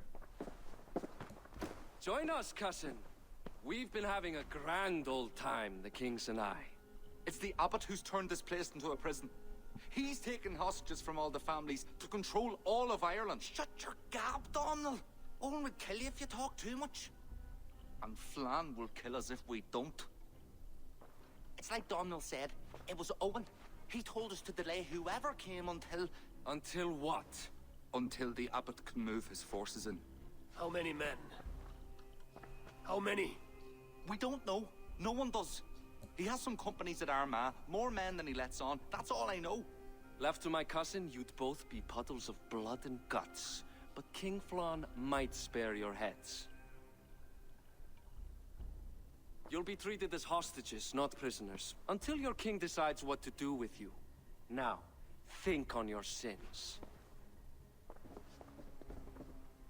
It'll be easier in the end to let them keep their crowns, but they don't need to know that yet. Flan must learn of this trap. I've already sent messengers telling him to pull his army back. I wasn't going to sit on my arse waiting for you. I'm impressed. Don't be. It took days of drinking that swill before Neil finally grew bored and careless. You have outdone yourself. I'll be sure to let the king know who the real hero was today. Thanks to you, cousin. Make sure that message reached Flan and I'll join you all later. May Sol and Mauni guide ye.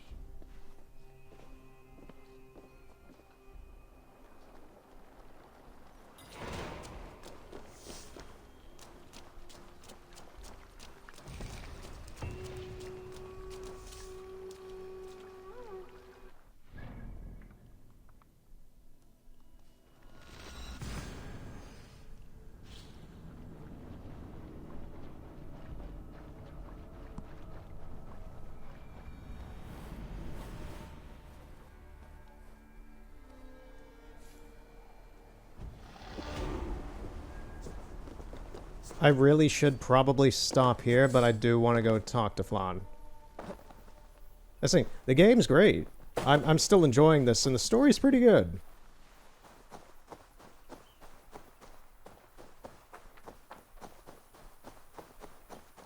I do think talking with Flan and just doing whatever we do after that is going to be where I call for today, though.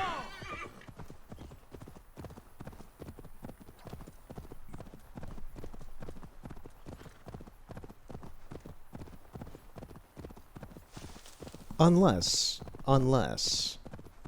if we immediately go into some sort of war fight with Eogan, the annoying priest guy who kind of dissed us earlier, and we gave the book back to. If we just go into some sort of war fight with him after we talk with Flan, then we're doing that, because that'll probably be the end of the chapter.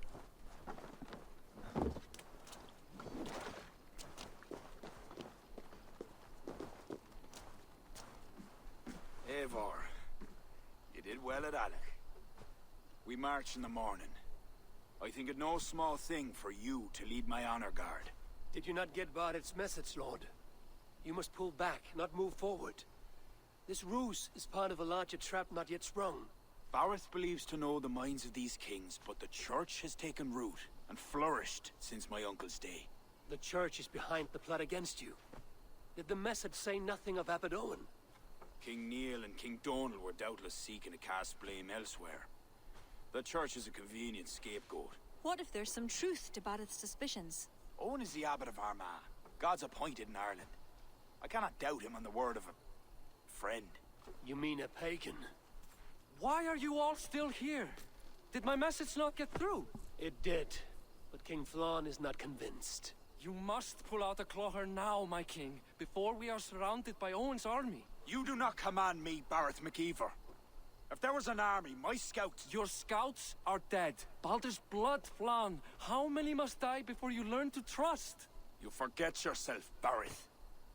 Do not invoke your false gods in my presence. Listen, what's that? Owen's wolves have arrived. I didn't come this far to die in a tent, my king. They're under attack! Come on!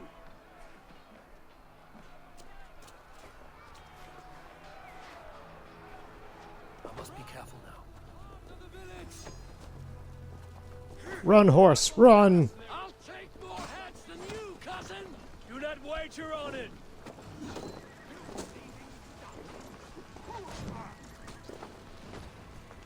Oh, we're supposed to stay up there.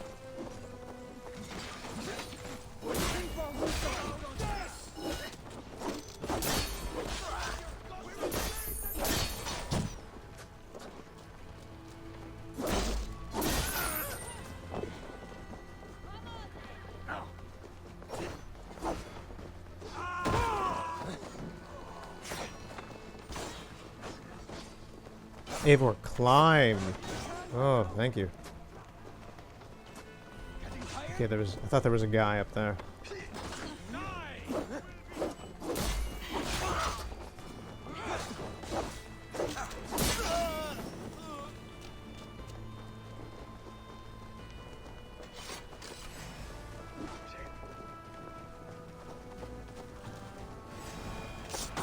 They're all around us! The archers have fire! They come from the fields! Blunt those archers' barbs! Leave none alive!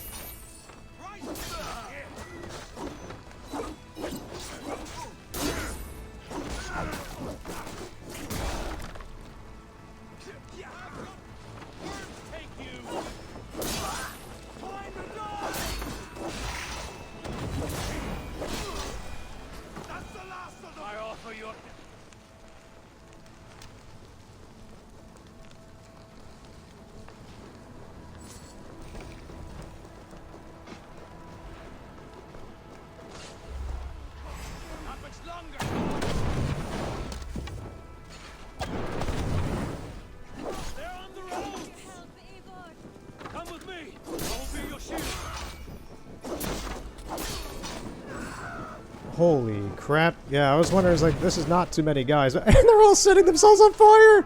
Yes, I love the delay arrows. They're awesome. Burn!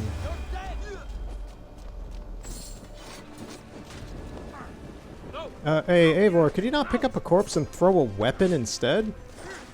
Thank you.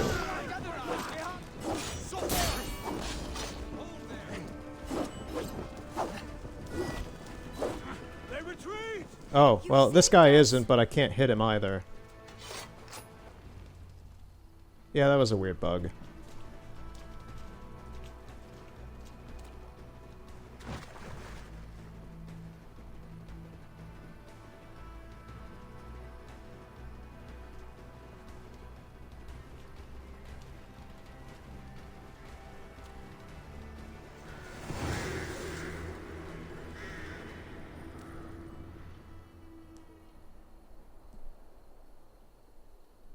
My magic unicorn just chilling, wondering what's going on. We held them off. At a great cost. Eivor, where is Varys? Oh no, he's gonna be the turnaround that he's dead. Or dying. Varys Makiva! Have you seen King Varys? Aye.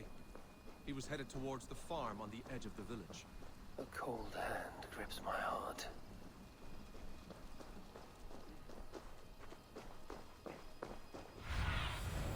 Stretch your wings, Sunan.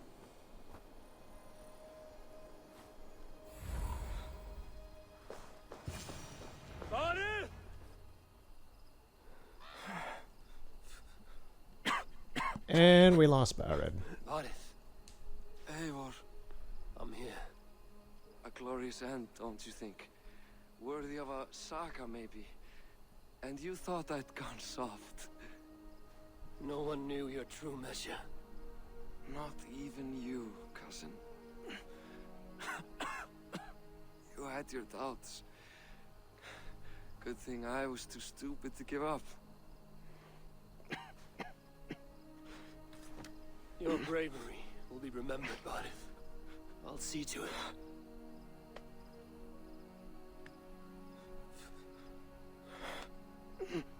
Hold your weapon well, cousin. I will see you in Valhalla. Siegfried is my Valhalla, Eivor. I was gonna say, you want to say any last words to your kid? Place can be a legacy. Flann must back him. Have him swear by his God. There's nothing the Christians fear more than their Almighty's wrath.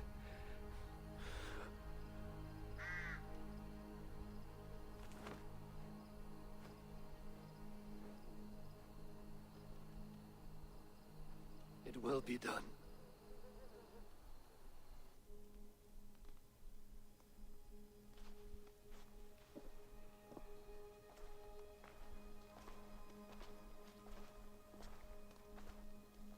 A hero's funeral.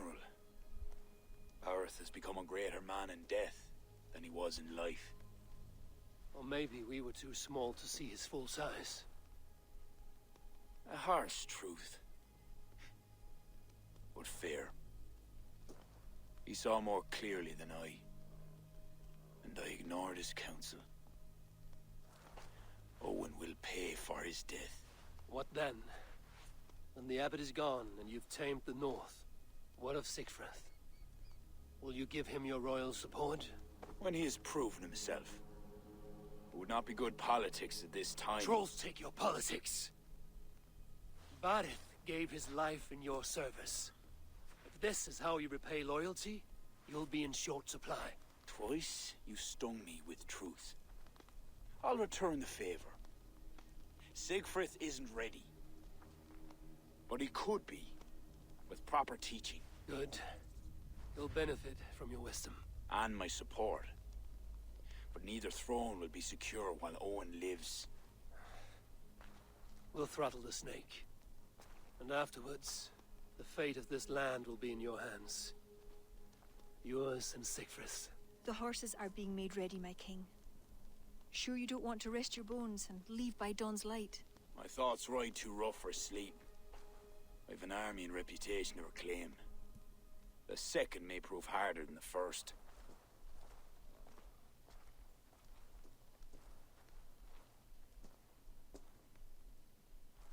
My mother used to tell me how the Morrigan would feed on the death of heroes, then fill men's heads with thoughts of war. I imagined using the Tara Stone to drown out their song, the way Bishop Patrick drove the snakes from Ireland. There's no power strong enough to do what you say. Not even the gods can change fate. The world is destined to end in war. 'Twas not but the fantasy of a young girl, so... Tell Flann I'll come to him after I have arranged things with Siegfried. Tell him yourself. I'm not leaving yet.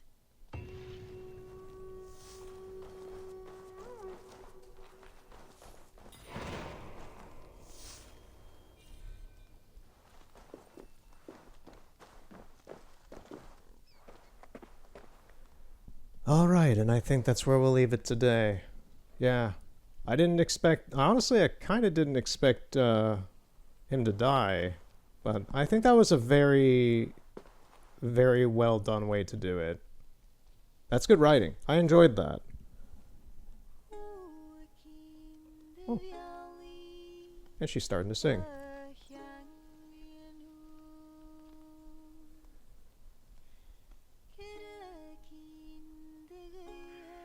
Yeah, I'm just collecting my thoughts of everything that's happened today so far. Very good. Made a lot of progress. I'm enjoying the story quite a bit so far. There are some things, like, I still don't fully trust her. We'll probably not figure that out until the end of the story campaign, but there's just too many red flags. And, yeah. We'll see how this all turns out next time as well. So, thank you for watching. We'll continue next time with more of this. Next time, like the next video, is probably going to be the first part of Kingdom Come Deliverance 2. It's going to be a tryout video, see if I like the game. I hope I like the game. Everybody I know loves the game to death. I played Kingdom Come Deliverance 1 a long time ago. I've already talked about that last time we were here. And yeah, it's going to be a bit of a stumble as I put it last time as well, because I don't remember much of the story of Kingdom Come Deliverance 1. I remember characters like Henry, I remember Skalitz, I remember like the whole Mongol invasion aspect and all that. Well, not the Mongols, like the Huns or whatever.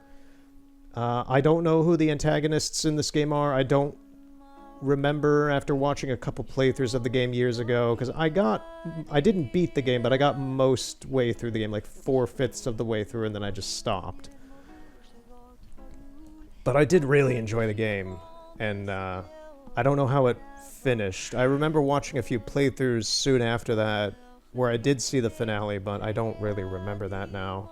It's been, how many years? 8 years or something? 7, 8 years, which is insane to me. So, we'll see how that goes. We're gonna keep playing through this. We're gonna go through all of this, and see how Kingdom Come Deliverance 2 works out. So, excited for that. Thank you for watching. Have a good night.